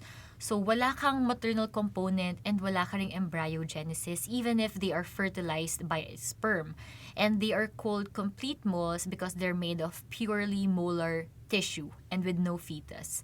On the other hand, your partial or your incomplete hydatidiform moles has an active egg, but 2 chromosome sets are donated by the father, making it a triploid karyotype. So here, there is some embryonic development, kaya may fetus ka in incomplete or partial moles. However, because it is still abnormal, ultimately, it's a lethal condition, kaya hindi rin nagpo-progress into a normal pregnancy ang partial moles. This is a summary table differentiating your complete and incomplete moles. And as we said earlier, your incomplete mole is a triploid karyotype, so that's a 69XXY or XXX. On the other hand, your complete mole is a 46XX. And majority of your molar pregnancies are composed by your complete mole. In general, across all molar pregnancies, they would present with irregular, heavy vaginal bleeding in the setting of a positive pregnancy tests. So 97% of molar pregnancies would present with these following symptoms. And this is caused by the separation of the tumor from the underlying decidua, kaya nagbi-bleed, resulting also in the disruption of your maternal vessels.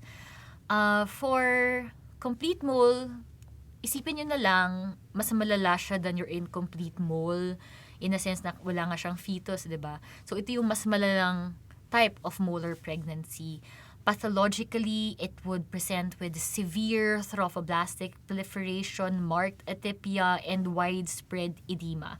And clinically, besides having no fetus, due to your severe trophoblastic proliferation, causing high levels of HCG levels, your patients would present with uterus that's large for your gestational age. Around 50% would present with larger uterus size.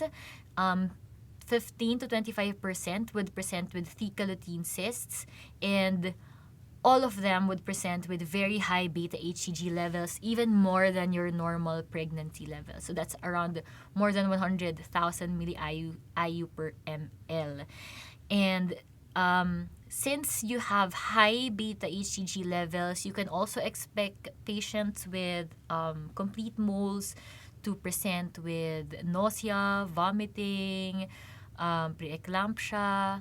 So, ito talaga yung mas malalang type of molar pregnancy.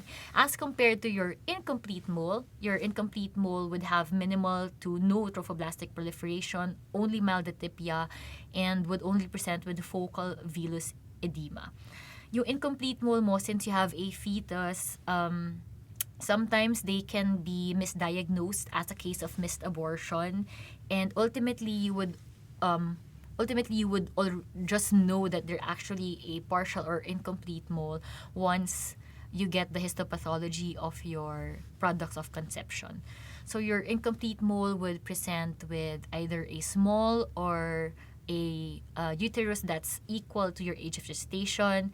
Thecal lutein cysts are rare, and your beta HCG levels may be up to date with the age of gestation or only slightly elevated. Also, very, very important to know that your complete mole has a higher risk for gestational trophoblastic neoplasia formation after the pregnancy, and that's with a risk of 15 to 20%. Compared to your incomplete mole, that only progresses to gestational trophoblastic neoplasia in 1 to 5% of pregnancies. So, ito yung pictures natin ng complete mole.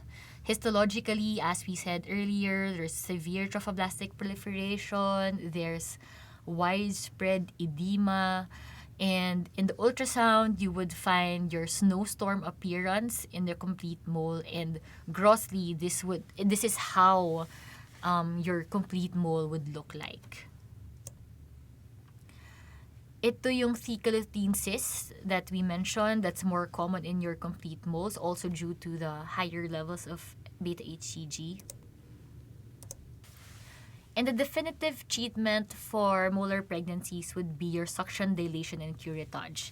And for patients who have already achieved their desired family size or who are not desirous of any future pregnancies, a hysterectomy may already be done. After surgical management, it's still very important to do serial monitoring of your HCG levels, and the first of which should be done 48 hours after evacuation, followed by once a week or every 2 weeks, checking until negative for 3 consecutive weeks. Once negative or once you have a very, very low HCG, this should be followed monthly for an additional 6 months. And this is the reason why it's very important for you to give enough contraceptives for patients with molar pregnancies after surgical management. Kasi syempre, pag nabuntis yan, tataas yung beta HCG levels nila because of the new pregnancy, and we would not have any way to monitor if the molar pregnancy is completely removed or if it progressed to a malignant postmolar GTD. Okay. So, there's also what we call a plateau or rise in your HCG levels. And if there's a plateau or rise in HCG, this would indicate your malignant postmolar gestational trophoblastic disease. By plateau, we mean a plus minus 10% for measurements during a period of 3 weeks or longer, or if there's an increase of more than 10% in your HCG levels during a 3-weekly consecutive measurement during a period of 2 weeks or more, that's a rise in your HCG levels. So risk factors for persistent trophoblastic disease would include beta HCG levels greater than 100,000, those with thecal lutein cysts, especially if they're more than 6 centimeters and above. Large for dates na uterine size, mga around 14 to 16 weeks, are at a higher risk for malignant postmolar GTDs. And for these patients, you may already start them with chemoprophylaxis in the form of methotrexate and folinic acid or through dactinomycin. So GTN is also part of your spectrum of gestational trophoblastic diseases, and it is diagnosed after the plateauing or rising of your HCG levels after molar evacuation. The most common presentation of which would be abnormal uterine bleeding, so same lang, but it occurs 6 weeks following pregnancy. What's good with your gestational trophoblastic neoplasia is that it's highly sensitive to chemotherapy. And for low-risk diseases, we can use a single-agent chemotherapy in the form of methotrexate. For high-risk diseases, we usually give combined chemotherapy using imaco. This table here is the staging for malignant GTDs or your GTN. We have 4 stages and madali lang to i-memorize compared to your other gynecologic malignancies. Kapag stage 1, it's confined to the uterus. Stage 2, there's metastasis to the pelvis. Stage 3, to the lung. Yup, lung. So, very common actually ang metastasis to the lung. So, that's why it's not considered as stage 4 compared to your usual cancers na pag may lung metastasis, that's already a distant metastasis. And stage 4 would pertain to distant metastasis, not including the lung. Okay? And the most common metastasis sites for your GTN would be your lung, and then your vagina, then your pelvis, then the brain, and then the liver. So, mas common pa yung lung than your vagina and the pelvis. This is the WHO prognostic scoring system for your GTN. So, it's not the same as your staging, and it's totally different from the staging na ginawa ng FIGO. And we prognosticate our patients using this table, and kapag 0 to 6 yung score mo, that's a low-risk GTN. And for those patients, we use single-agent chemotherapy. And for patients who are at higher risk, those with scores of 7 or more, we automatically use multi-agent therapy. So, ito yung summary ng algorithm ng diagnosis and management of GTN based on our Tropho CPG, local CPG natin yan. So, once your gestational trophoblastic neoplasia has been diagnosed, again, we stage it based on FIGO, either stage 1, 2, 3, or 4. Yung mga stage 4, they're rarely low risk, kaya as you can see, hindi na siya na-divide. Automatic, if it's stage 4 with distant metastasis, you go ahead with your combination chemotherapy of imaco or etoposide, methotrexate, dactinomycin, cyclophosphamide, and vincristine. So that's imaco. Plus minus hysterectomy and plus minus irradiation or intrathecal methotrexate, depending on the desire for future pregnancy of your patient. For stage 1, we use single-agent chemotherapy, but for stage 2 or 3, they're usually divided either to your low risk or your high risk. So, hindi staging ang basehan natin ng main management. It would still be the WHO prognostic scoring. So, pag high risk, automatic, as we said earlier, that's your combined chemotherapy. If it's low risk, you can go ahead with your single-agent chemotherapy. Another common na disease that's part of your GTDs is your gestational choriocarcinoma.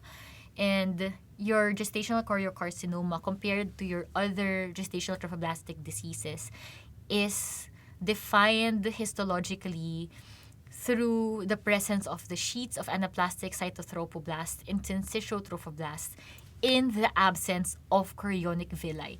So, yun yung pinaka-important na phrase dyan sa definition na yan, in the absence of chorionic villi. Your other GTDs would have chorionic villi, only choriocarcinoma would not have chorionic villi.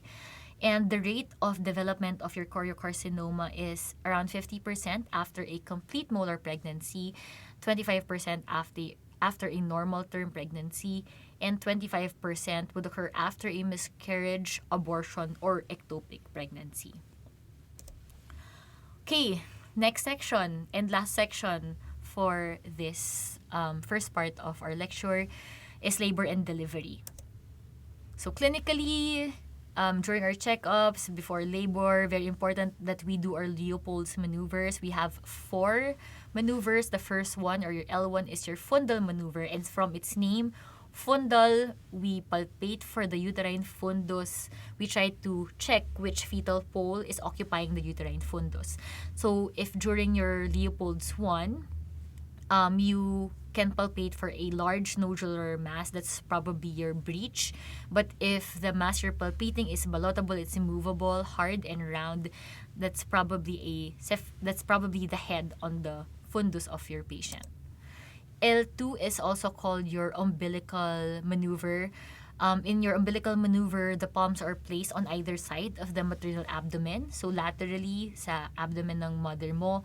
And in this maneuver, we try to determine which side is the fetal back and which side is your fetal extremities. So if you're palpating for something hard, flat, and resistant, that's usually your fetal back. But if you're palpating for numerous small, irregular, movable parts na hindi buo-buo, that's usually your fetal extremities. But of course, for patients who are in the transverse presentation, minsan ang napapalpate mo in the umbilical maneuver would be a ballotable mass that's actually the head, or yung round na nodular mass that's actually the glutes of your baby. So, pwede rin yun. But most commonly, of course, it's your back and the fetal extremities.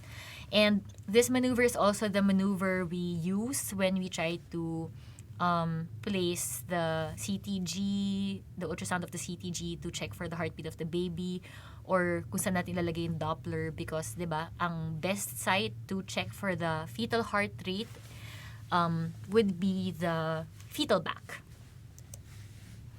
The third maneuver is also called your Pollux maneuver, and it's performed by grasping with the thumb and the fingers of one hand the lower portion of the maternal abdomen, just above the symphysis pubis. So in this maneuver, what we try to determine is whether the presenting part is engaged or not. So for patient encephalic presentation na hindi pa engaged, movable pa yung head kasi hindi pa siya pasok sa ischial spines. But if the head, but in your Pollux maneuver, hindi mo na nagagalaw yung head sa ilalim, your head is already probably engaged. And lastly, you have your pelvic grip. Compared to your other 3 maneuvers, in your 4th maneuver, dun ka sa may ulunan ng patient, and you face the patient's feet with the tips of your first 3 fingers of each hand.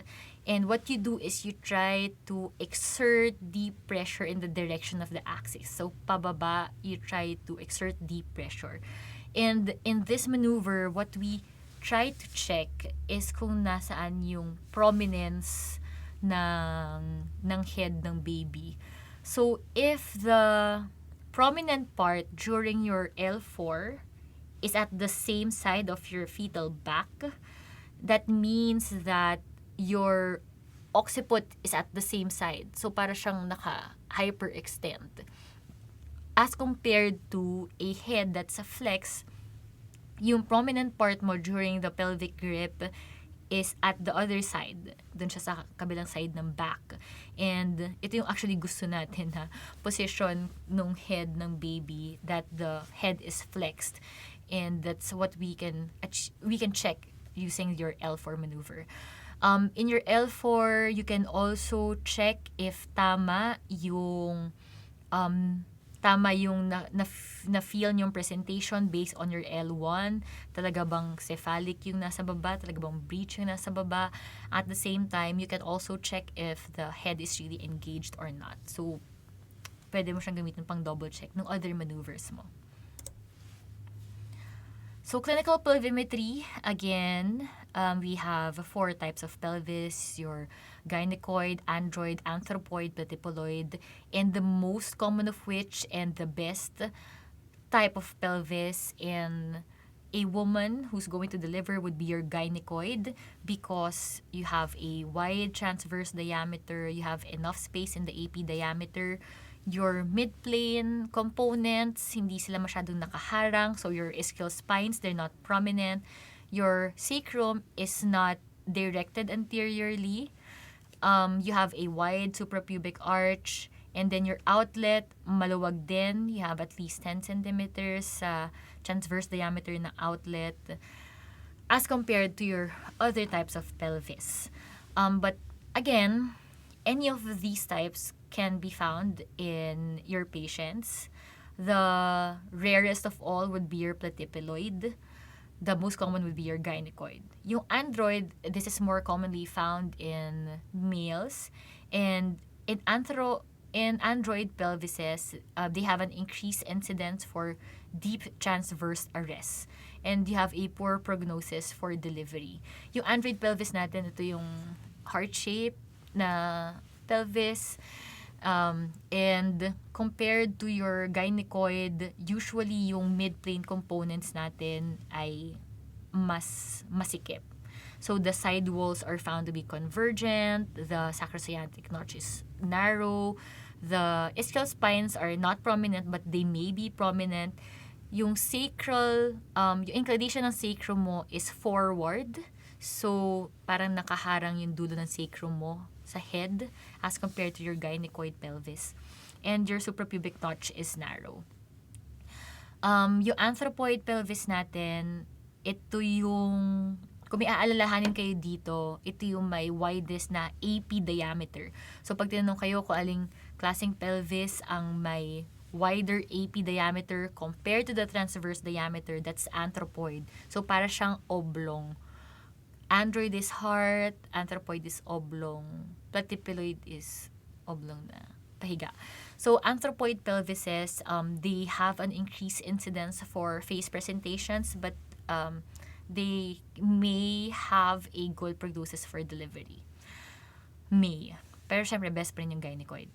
Platypoloid pelvises are rare. They also have poor prognosis for delivery, and they usually only occur in about less than 5% of patients. Ang very important sa platypoloid is that they have a very wide transverse diameter compared to your AP diameter. So, diba yung anthropoid, AP ang wide compared to your transverse. Platypoloid, wide transverse, small AP diameter. And again, clinically, we can check for our clinical pelvimetry using your internal examination. Sa inlet natin, ang mini-measure natin would be your diagonal conjugate. It's the only conjugate that can be measured clinically. Pero ang most important conjugate natin would be the obstetric conjugate, which is the shortest distance between the sacral promontory and the symphysis pubis. It should be typically be more than 10 centimeters, but it's not measured directly. So what we do is we subtract 1.5 to 2 centimeters from the diagonal conjugate, and this is the estimate to be your obstetric conjugate. Obstetric, yung diagonal conjugate natin is the distance from the lowest part of your pubic symphysis to the sacral promontory. That's why it's the conjugate that we can measure, compared to your obstetric conjugate, which is from the sacral promontory to the middle of your symphysis pubis. And your true conjugate is the measurement of the distance from the sacral promontory to the top of your pubic symphysis. For Bishop score, we have 5 components, and we remember it using the mnemonics na COLPEDS, or consistency, position, effacement, dilation, and station. So for consistency, it's defined as the texture of the cervix on examination, and we describe it as either firm, medium, or soft. Pag firm, ito yung mga hard, rubbery na cervixes. Although, madalas hindi ka naman makakakapa ng firm na cervix during pregnancy. So these are more common in non-pregnant women. So they're either just medium or soft. By medium, we mean that the cervix is compressible but not super soft. If it's soft, it's you have a mushy feel, like you can almost remove the cervix if it's already super soft. Other components of your colpeds, the next one would be your position. So for position, we define it as either just posterior, mid position, or anterior. Kapag hindi pa sa start ng pregnancy or like sa start ng labor, usually your cervix is at the back, like super way back. And once your labor progresses, it goes forward anteriorly. The next would be effacement. Your effacement is defined as the thinning or the shortening of your cervix. And this is actually one of the components that's hard to describe, especially if you're starting, kakastart mo lang matuto mag-IE. So what I do is I try to estimate the thickness that's left of your cervix. So your cervix is usually 3 centimeters long. And kapag around 3 centimeters pa yung nakakapako, your cervix is 0% efface or just beginning effacement. And eventually, as your labor progresses, panipis yan ng panipis until parang lip na lang, until totally wala ka na masyadong makapa. So, yun yung basehan natin for effacement. So, how thin the cervix already is. So sometimes, kapag magsisimula pa lang yung labor, 0% efface, technically, minsan hindi mo pa napapasok yung daliri mo dyan to check the complete length of your cervix. But if wala pa talagang opening and what you can do is palpate for the sides, ikutin mo yung daliri mo around the cervix, and you can estimate if nabawasan na ba siya or not. The next one would be your dilation. Dilation is defined as the dilation of your cervix, obviously, and it's one of the components that's very important because ito yung isa mga titignan natin for diagnosis of your arrest disorders during dystocia cases, di ba? For abnormal labor.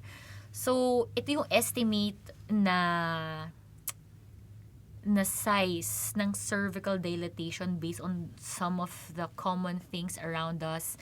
But in practice, dapat talaga matuto kayong i-measure yung distance sa fingers nyo. Personally, if I can put my 2 fingers inside the cervix with ease, this is already 3 centimeters. So this is 3. Kapag isang daliri lang, it's 1. Kapag isang daliri na medyo na-move ko, 2. But if I can insert both, it's 3 centimeters for me. And then 10 centimeters. So, completely naka-open yung daliri mo.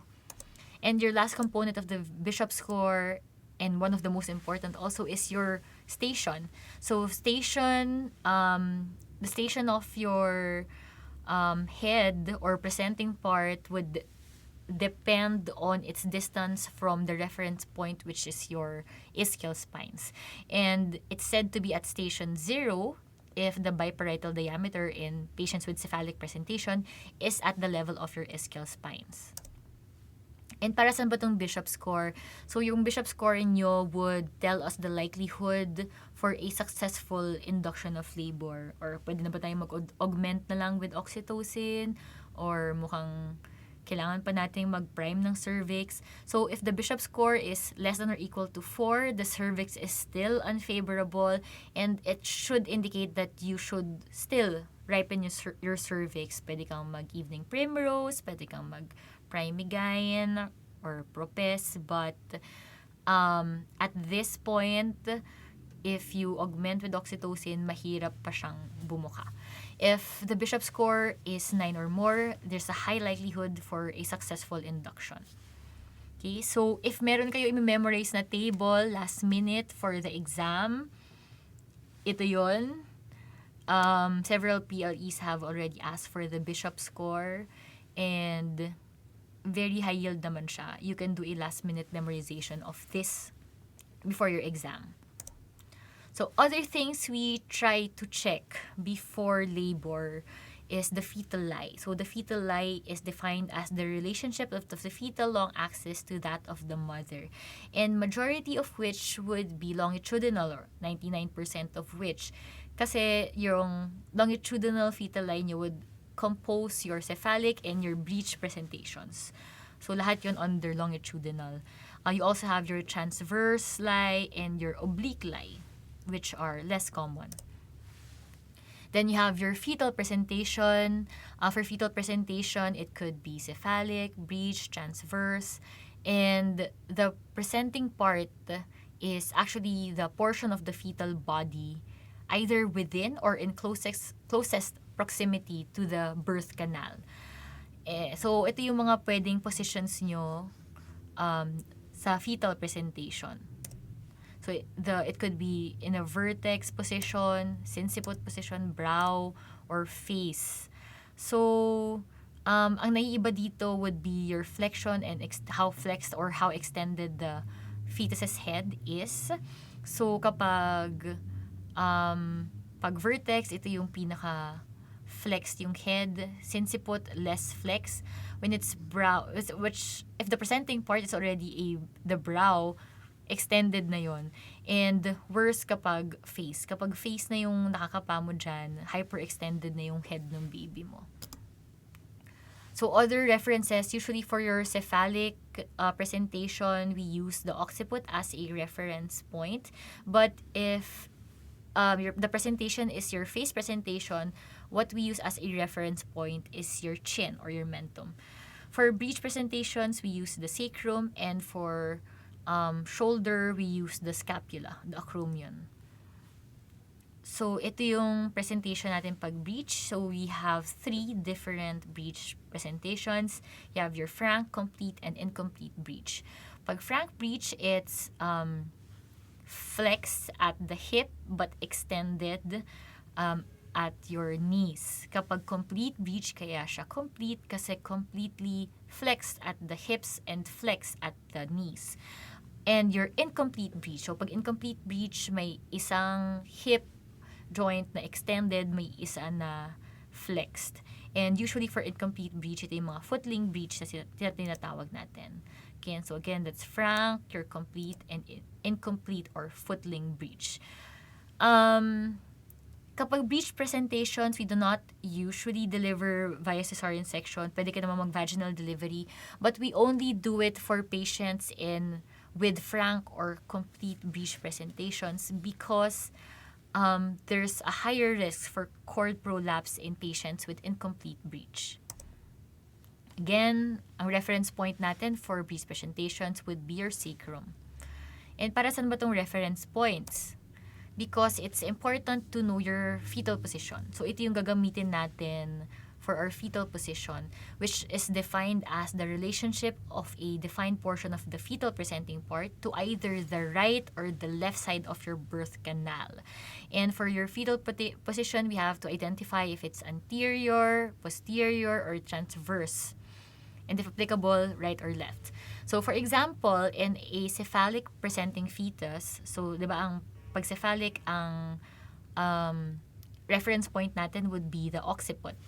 Ito yung reference point natin. But sometimes your examiners would actually use the terms triangular fontanelle or diagonal fontanelle or diagonal fontanelle. So very important to know na yung triangular fontanelle mo would pertain to the posterior fontanelle. So ito yung mas malapit sa occiput mo, as compared to your diamond fontanelle, which is your anterior fontanelle. So, dapat alam nyo na yung occiput ay malapit sa posterior fontanelle, which is triangular.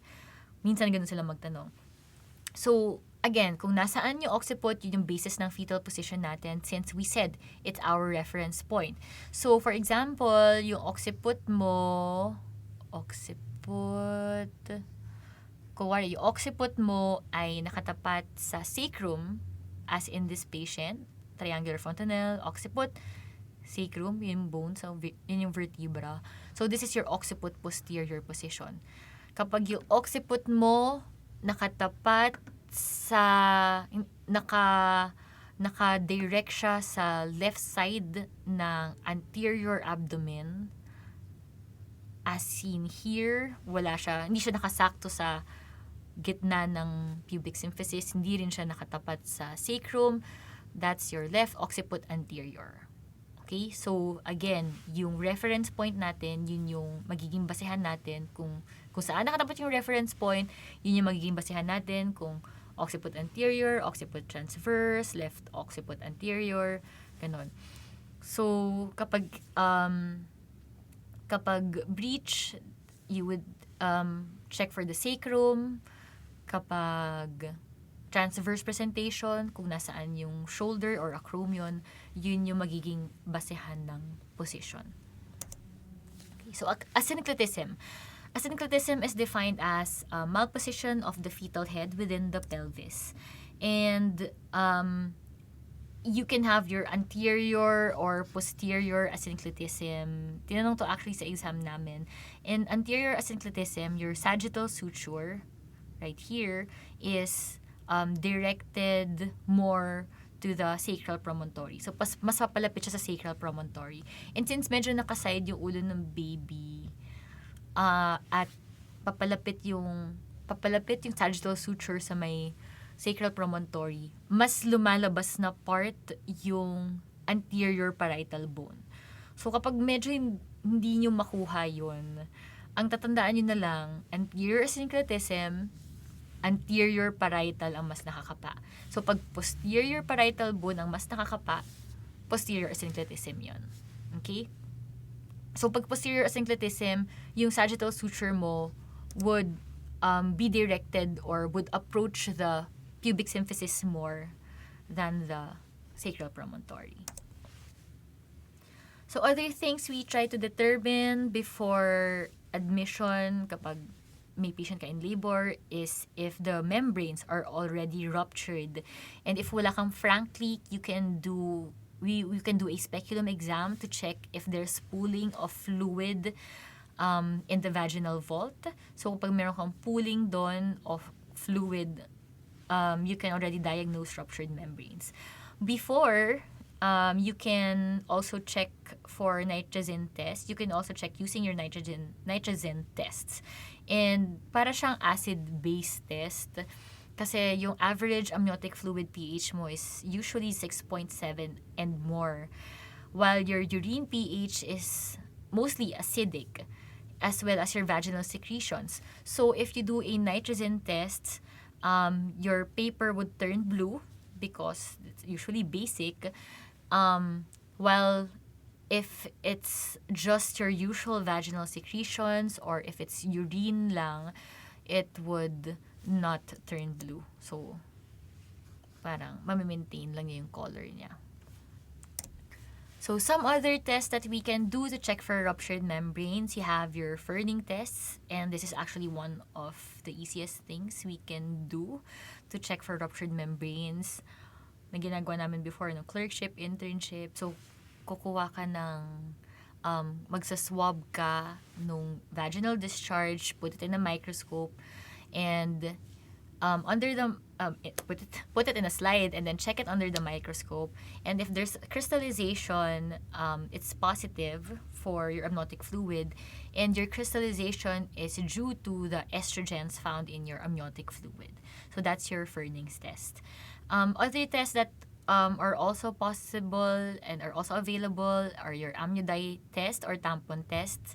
So, naglalagay ka ng indigo carmine dye onto a tampon. Then now, ang most common natin ginagamit is your Amnisure and your Actimprom. So, Amnisure test would test for your placental alpha macroglobulin 1. Some references would actually use placental alpha microglobulin 1 instead of the word macroglobulin 1.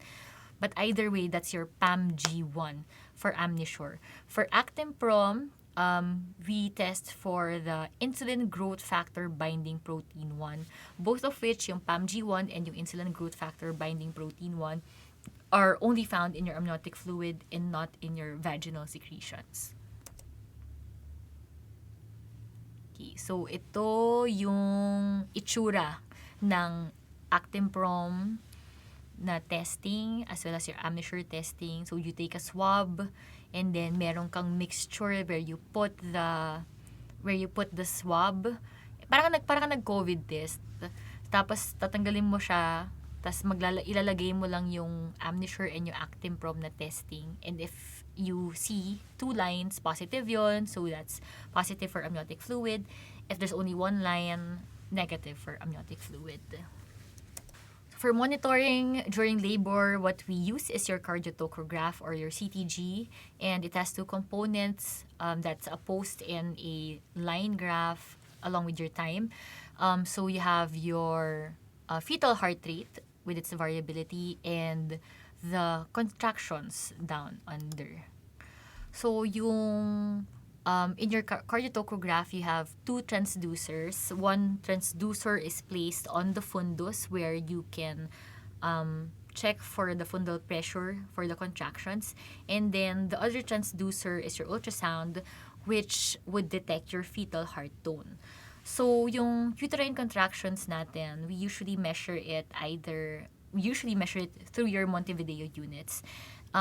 Ang Montevideo units natin is the average variation of intrauterine pressure from your baseline multiplied by the number of contractions in a 10-minute period. So pagdating sa Montevideo units, we do not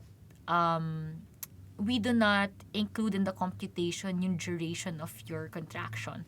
So it's just the height times the number of contractions. So kung wari dito, 100 minus 10, so 90 yung per contractions, 90 times 4, yun yung Montevideo units mo. As compared to your Alexandria unit, we include the length of the contraction in the computation.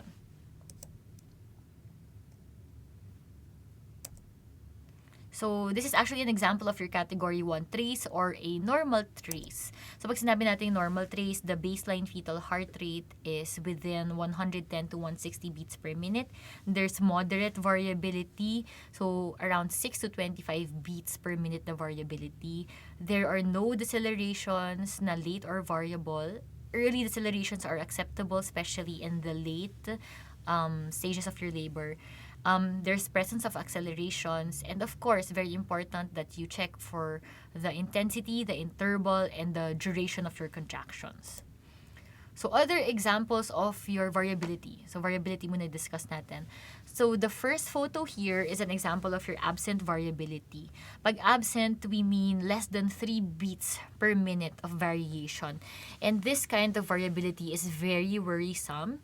Immediately, you should try to resuscitate your patients, and if wala talagang nagagawa sa resuscitation, no effects ang lateral decubitus position or hydration or any kind of stimulation, then delivery may be expedited through cesarean section. The second photo is an example of your minimal variability. Actually, medyo maganda pa to, pero minimal na rin yan. And by minimal, that's 3 to 5 beats per minute. And your minimal variability may be due to a sleep state ng baby mo or inactivity. So, before anything else, you should try to resuscitate. Also, try mo gisingin si baby kasi baka tulog lang siya. The third photo is the variability that we want. That's your moderate variability, which is 5 to 25 beats per minute na variation. Ito yung maganda. And the last one is your marked variability. So, parang wala kang baseline masyado. Pag marked variability, the beat variation is more than 25 BPM. And medyo worrisome din tong marked variability because sometimes marked variability would point to a fetus that is actually trying to compensate for an already existing problem. Okay, let's move on to decelerations. You have 3 types of decelerations, your early, late, and variable. Pag early, they begin and end up at approximately the same time as your contractions. And meron kang at least 30 seconds na pagitan before it drops. So, matagal siya as compared to your variable decels na less than 30 seconds yung bagsak niya. So, again, that's early kasabay niya yung contractions, and it's a result of increased vagal tone secondary to head compression during your contractions. So, early decelerations are due to your head compression. Next is your late decelerations. Ang late decelerations would begin at the peak or even a little after the peak of the contraction and would return to baseline after your contraction. So, pangit na pangit tong late decelerations because these mean that there may be presence of uteroplacental insufficiency, there may be hypoxia, chemoreceptor-induced vasoconstriction, hypertension, or baroreceptor-mediated decreases in your fetal heart rate. So, very worrisome ang late decelerations. The last type of variability would be your variable decelerations, and your variable decelerations may occur anytime and may not be associated with any contraction. They drop early than your early and your late decelerations, as in biglaan siya. And your variable deceleration is a result of umbilical cord compression.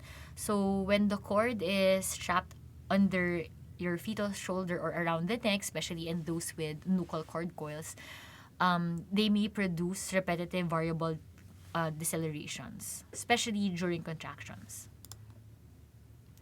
So may mnemonic tayo for your decelerations. That's your VEAL CHOP. So VEAL stands for variable early accelerations and late accelerations.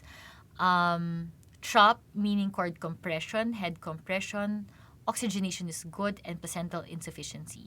VEAL CHOP.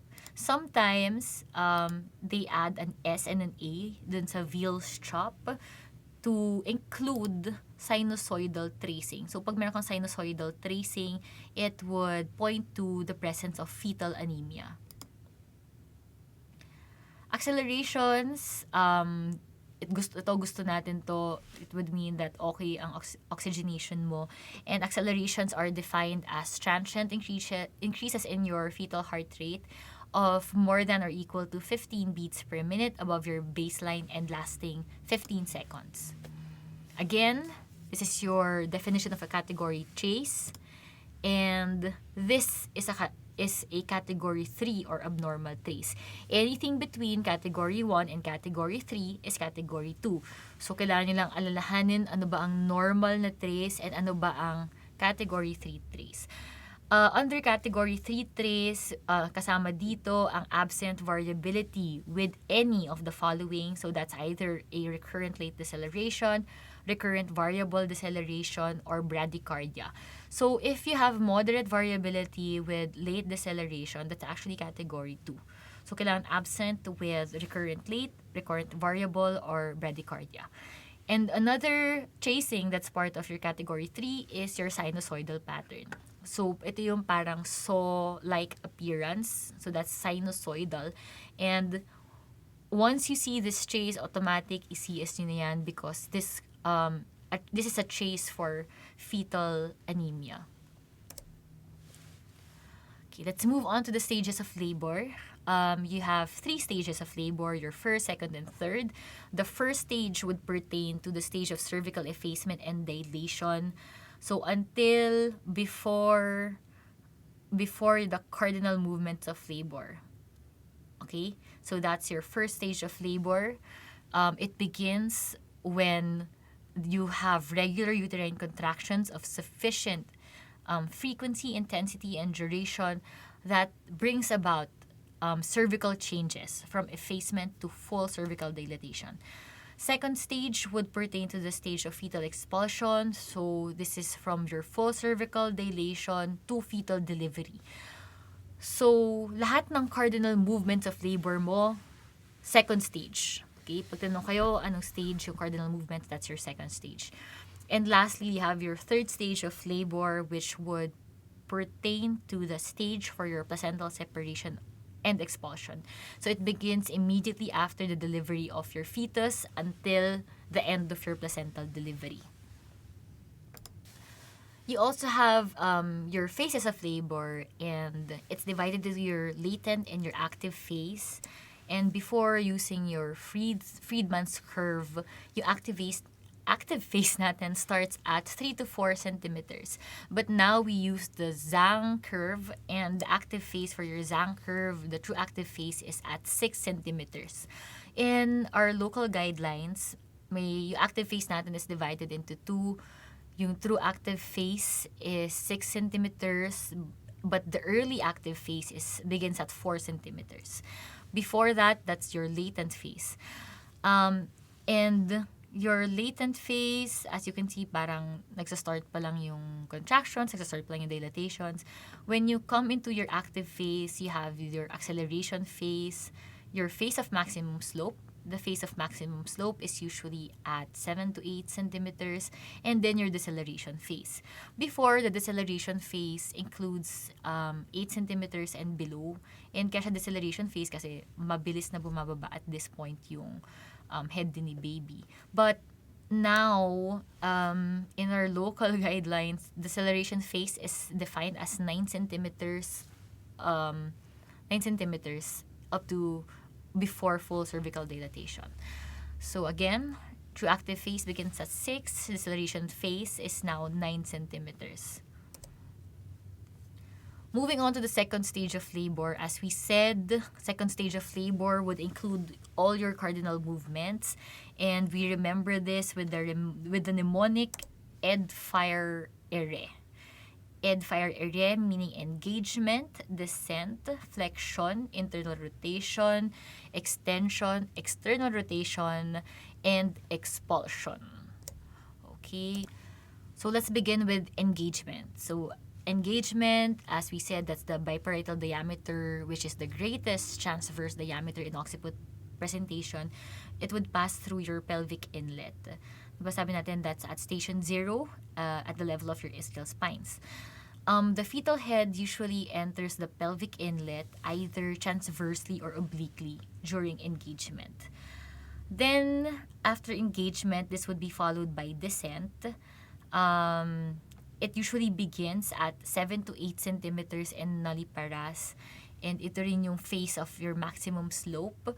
The descent is brought about by one or more forces, specifically the pressure from your amniotic fluid, the direct pressure of the fundus upon the breech during your contractions, and the bearing down efforts of maternal abdominal muscles, as well as extension and straightening of the fetal body. So during flexion naman, after your descent, after niya bumaba ng konti, your head would then meet resistance in your pelvic floor, from your pelvic floor, from the cervix, and the pelvic side walls. And due to this resistance, the chin is brought into a more intimate contact with the fetal thorax. So parang napapaflex siya. And the appreciably shorter suboccipito-bregmatic diameter is substituted for the occipito-frontal diameter during flexion. Okay? Kasi mas maiksi to. So, kaya ito yung purpose ng flexion na during your cardinal movements. After your flexion, your head will then do an internal rotation. From internal rotation, ito yung occiput transverse position to occiput anterior. Kasi remember, during engagement, your head would enter the cavity transversely or obliquely.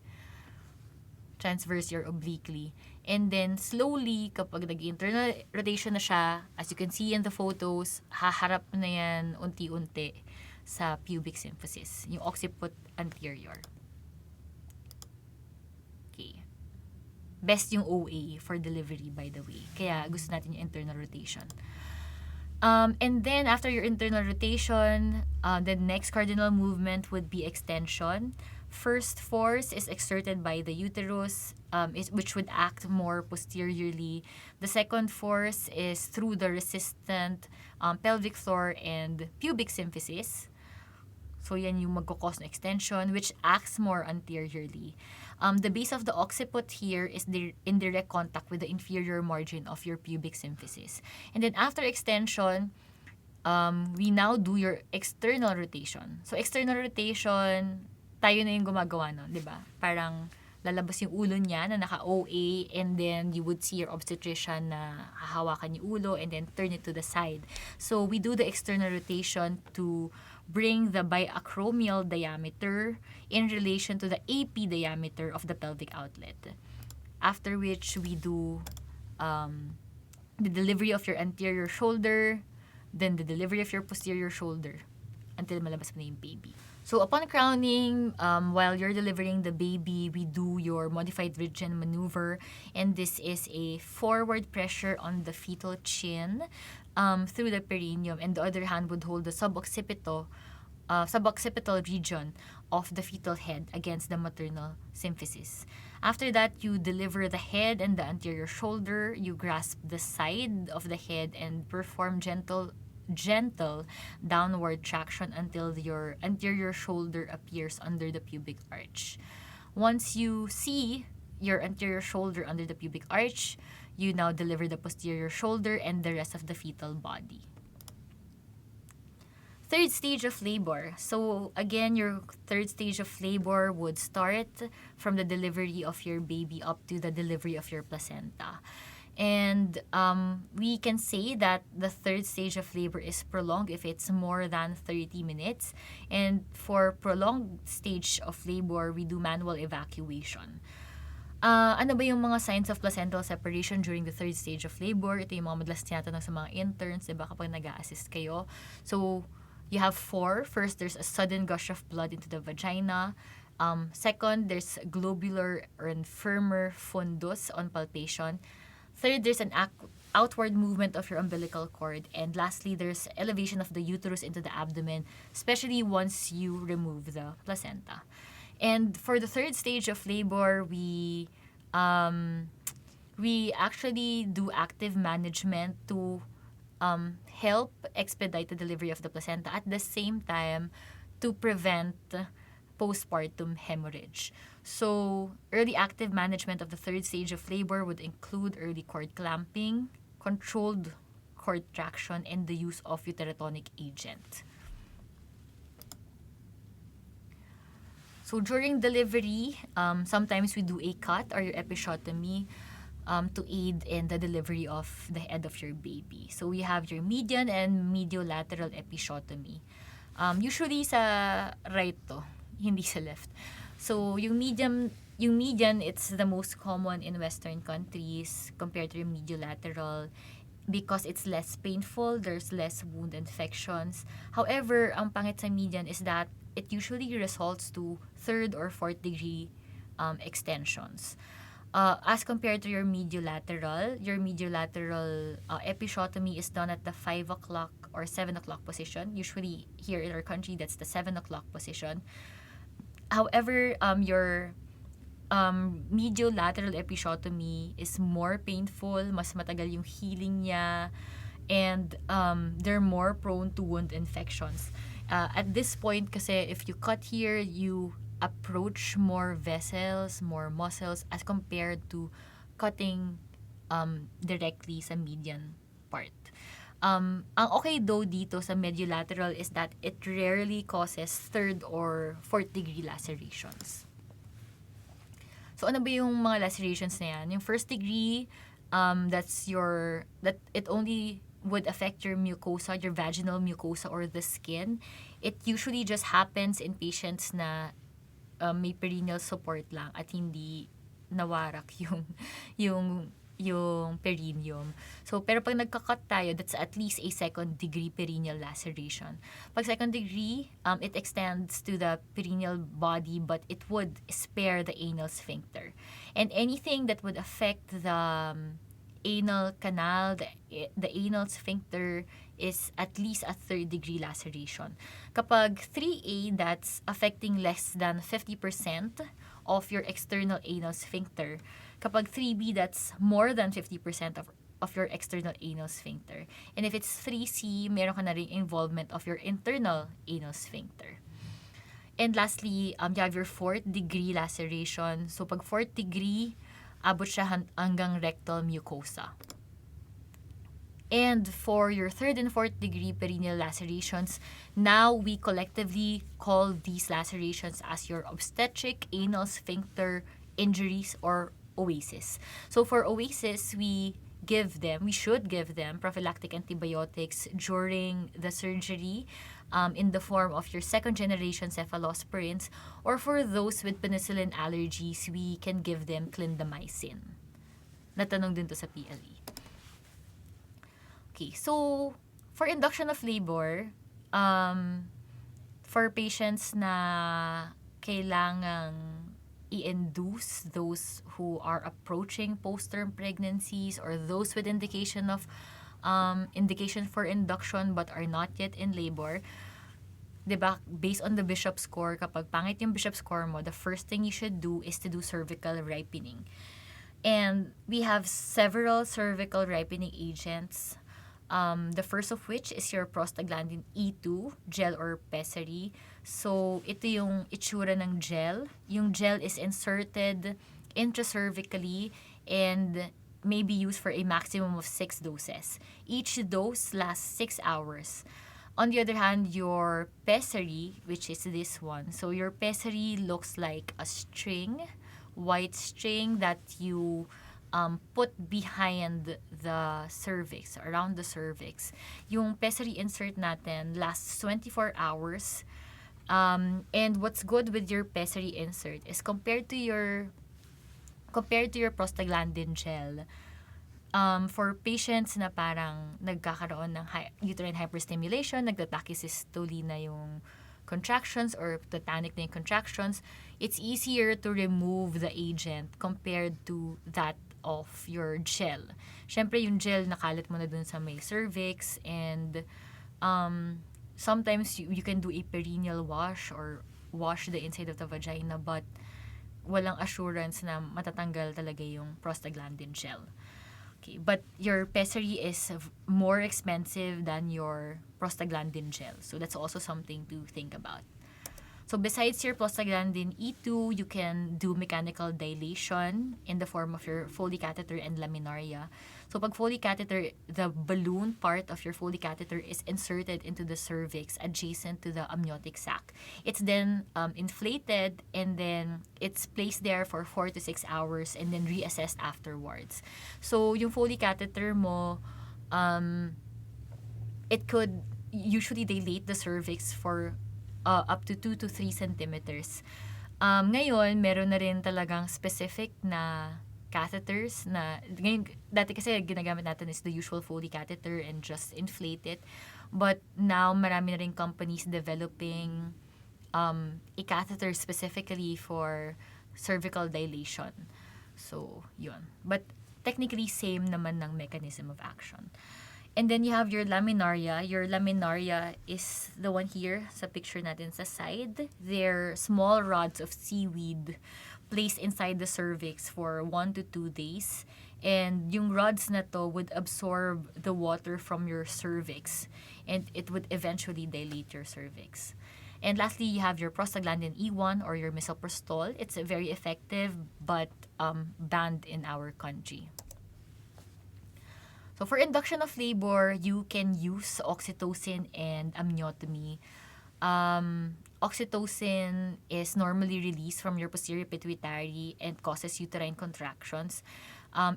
It can be stimulated using breast or nipple stimulation. So pwedeng yun yung gamitin for induction of labor, but sometimes a synthetic analog is used.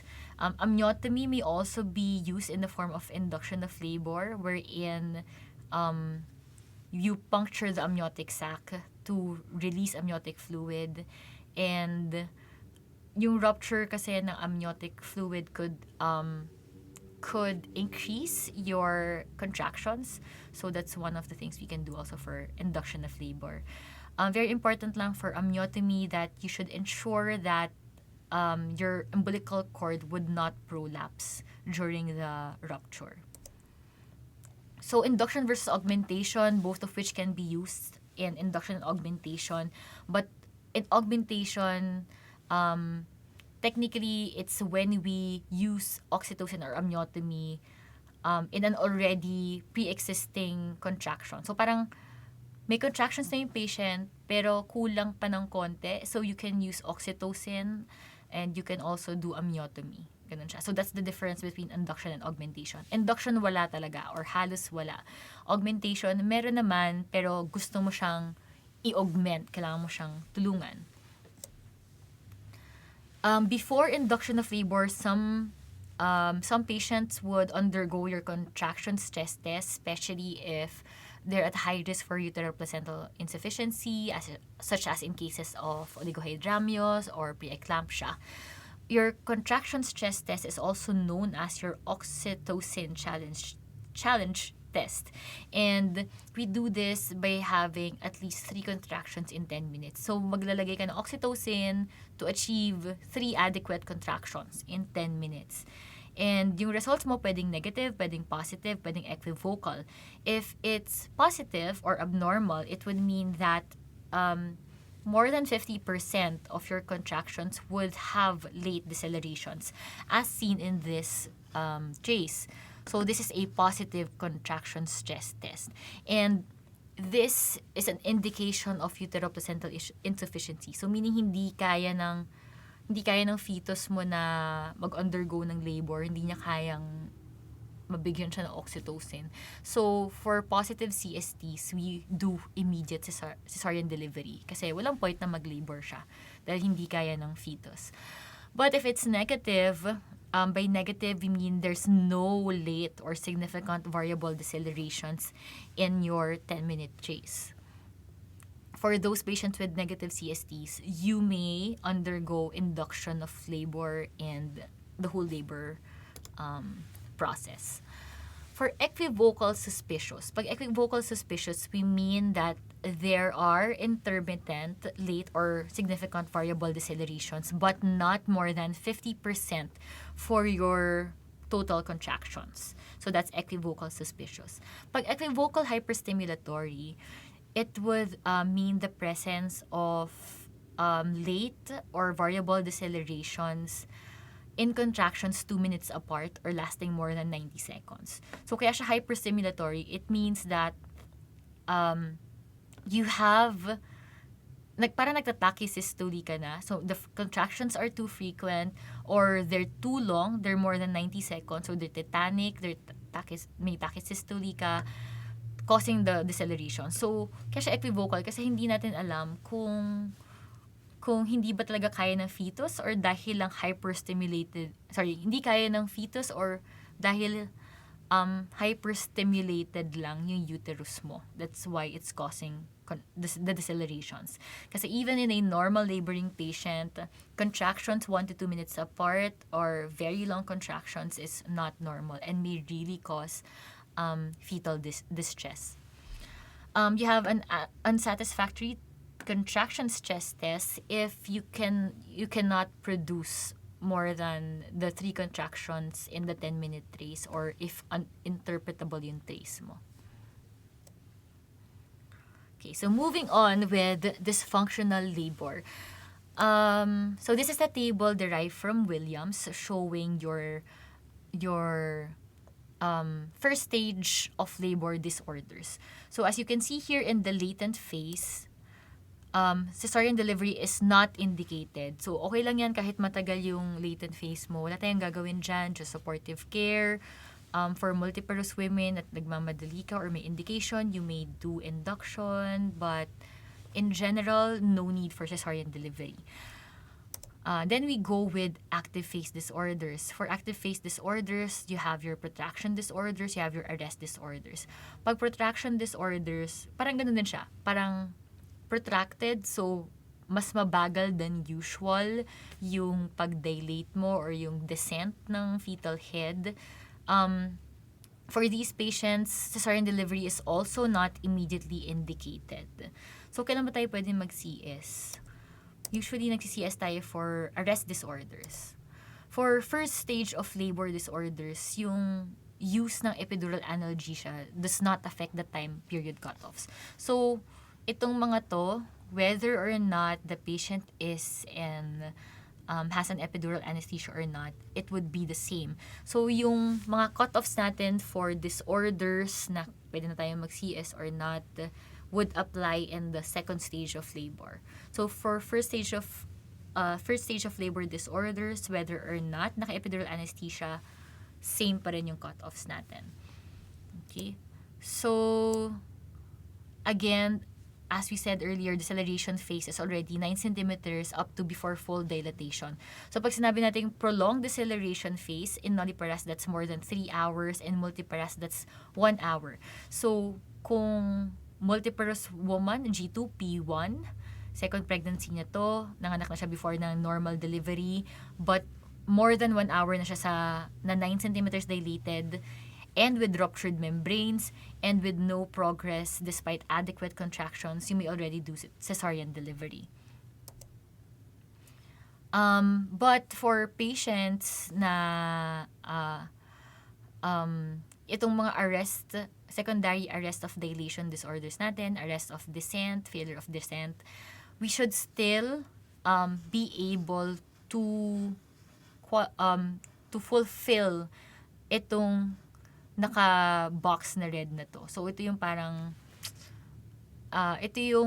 condition natin to say that there's arrest in cervical dilation. So, hindi ka pwedeng mag-cesarean delivery unless you have ruptured membranes and unless you have adequate contractions. Kasi possible na kaya ka lang may arrest disorders in your first stage of labor, it's because you do not have adequate contractions.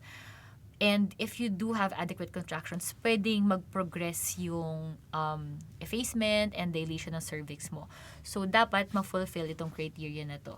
So, if you have ruptured membranes and there's no progress after 4 hours of adequate contractions, you may already do cesarean delivery.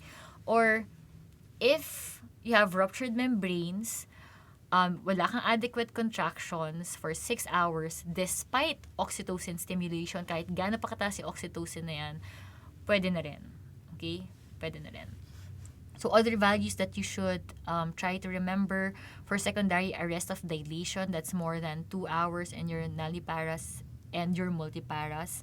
For arrest of descent, that's more than 1 hour for your nulliparous and multiparous. And for failure of descent, no descent. So, hindi na siya bumaba than station 0 in the deceleration or second stage. So, actually, itong arrest of dilation, arrest of descent, failure of descent, they're more applicable for as secondary causes of your prolonged deceleration phase and your second stage of labor. Okay, so for prolonged second stage of labor, so meaning ito na yung part na fully dilated ka na and you're supposed to undergo your cardinal movements of labor. If in a nulliparous woman na walang epidural, 2 hours na siyang nagpo-push, fully dilated, pero hindi pa rin lumalabas, you can already do cesarean delivery. But if with epidural, that's 3 hours ang cutoff. For multiparous women without epidural, dapat in an hour manganak na siya. If not, you may do CS. And if with epidural, 2 hours yung cutoff. Okay, let's move on to breech presentations. Breech presentation occurs in only 3 to 4% of all your singleton deliveries, and we already explained the different kinds of breech presentations a while ago. Factors associated with your breech presentation will be a previous breech delivery, if you have uterine anomalies, if you have oligohydramnios, multiple gestation, PPROM, a hydrocephalus in your baby, or anencephaly. The usual complications in your breech presentation would include cord prolapse. So factors associated with breech presentation are the following, and the most common complications during a vaginal breech delivery would include your cord prolapse, head entrapment, and fetal neurologic injury. But pwede pa rin mag-deliver ng breech baby via the vaginal route. And this is our criteria for your vaginal breech delivery. So first, you should have a favorable pelvis. The estimated fetal weight is between 2,000 to 3,800 grams. The kind of breech should at least be just frank or complete breech. So if it's incomplete or a footling breech, automatic, that's a cesarean delivery. Fourth, the obstetrician doing it should be skilled, and that we should have a backup na cesarean section room if possible. Lastly, the patient should be informed of the risks of the possible complications following your vaginal breech delivery. So other presentations, the less common would be your face presentation. Pag mentum anterior, possible magkaroon ng vaginal delivery, but automatically for mentum posterior or mentum transverse face presentations, cesarean delivery automatically if it would not rotate to a mentum anterior or if your head would not flex. Lastly, you have your brow presentation. Usually, your brow presentations would convert to a vertex position naman or to a face to be able to deliver vaginally. Compound presentation. So, pag compound presentations, ibig sabihin, it's a combination of two presentations. Madalas meron kang upper extremity na presenting and then meron kang vertex there, like hand, nakaipit na hand. So, pag ganon, if that's the presentation, you can gently reduce the hand inside or away from the head. But if ang presenting part mo is a lower extremity, so para kang may footling na breech, plus a head or a breech plus isa pang paa, automatically that calls for a cesarean delivery. Compound presentations is only found in less than 1 in 1,000 pregnancies, and the most common complication of which is your umbilical cord prolapse. Shoulder presentation. So pag shoulder presentation, this is usually common in transverse lies. So pag shoulder, automatically you deliver via cesarean section due to increased risk of cord prolapse, uterine rupture, and there's really higher risk, there's really difficult vaginal delivery. Kapag dorso-anterior presentation mo na shoulder, meaning yung back mo ang nakaharap sa'yo, nakaharap dito, you automatically do a vertical hysterotomy. Well, sometimes may iba na nagtatry na mag-lower uterine na cut, pero minsan nag-extend din sila up. Kasi ang problem with your dorso-anterior, dahil back yung nakatapat sa'yo, wala kang mapupul na extremity out for you to be able to deliver the baby. And that's actually how we deliver transverse lies na via cesarean section. So pagka-cut, try to find an upper or a lower extremity and then pull that so that you can deliver the baby. So, kapag back yun, wala kang mahihila. Vaginal delivery may be done if the fetus is small and if the pelvis is large. So, only in cases of preterm labor sa mga early pregnancy, since ang cutoff is less than 800 grams. Okay. More for delivery. Kahit cephalic yung presentation, sometimes we have complications in delivering the baby, such as your shoulder dystocia. So in shoulder dystocia, there's difficulty in delivering the shoulders due to the impaction of the anterior shoulder behind your pubic symphysis. And the usual complications of your shoulder dystocia would include humeral and clavicular fractures, brachial plexus nerve injury, especially your herb palsy, phrenic nerve palsy, hypoxic injury, and sometimes even death. So, meron tayong tinatawag na turtle sign. So, meron kang incomplete delivery of the head or chin tucking up against the maternal perineum. That's your turtle sign. So, ang shoulder dystocia drill natin is remembered by the mnemonic na alarmers. So, A should be ask for assistance. Dapat hindi lang ikaw yun nandun. Kailangan mo ng assistance sa paglift ng legs, do the other maneuvers. So, call as much people as possible. The first thing you can try to do is to lift the legs, and we call this as your McRoberts maneuver. In McRoberts maneuver, there's hyperflexion of your maternal hips towards the maternal abdomen. In this maneuver, we flatten the lumbar spine and eventually rotate the maternal pelvis and the symphysis. So, dahil doon, meron kang decreased pelvic inclination, increasing your AP diameter. So, lumalaki yung space between your anterior and posterior diameter.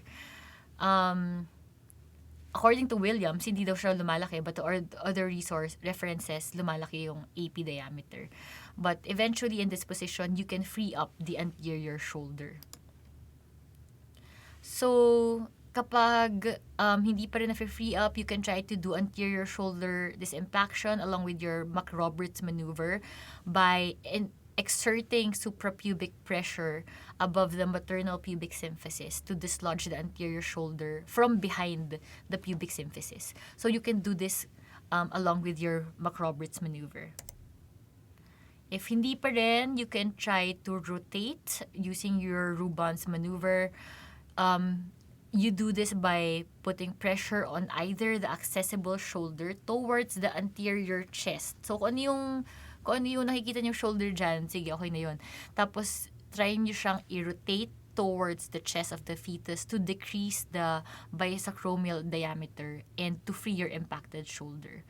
So, para lang mabawasan yung distance na naka-impact dun sa AP diameter. You can also do your wood corkscrew maneuver, which is putting pressure behind the posterior shoulder to rotate the infant and free the anterior shoulder. So, pag nagtatry tayo mag-remove ng posterior arm or shoulder, we do this by sweeping the posterior arm across the chest, and then it would rotate the bisacromial diameter to an oblique diameter of the pelvis that could eventually free up your anterior shoulder. Pag hindi pa din, you can do episiotomy, more episiotomy, like extend your episiotomy para lumaki yung space.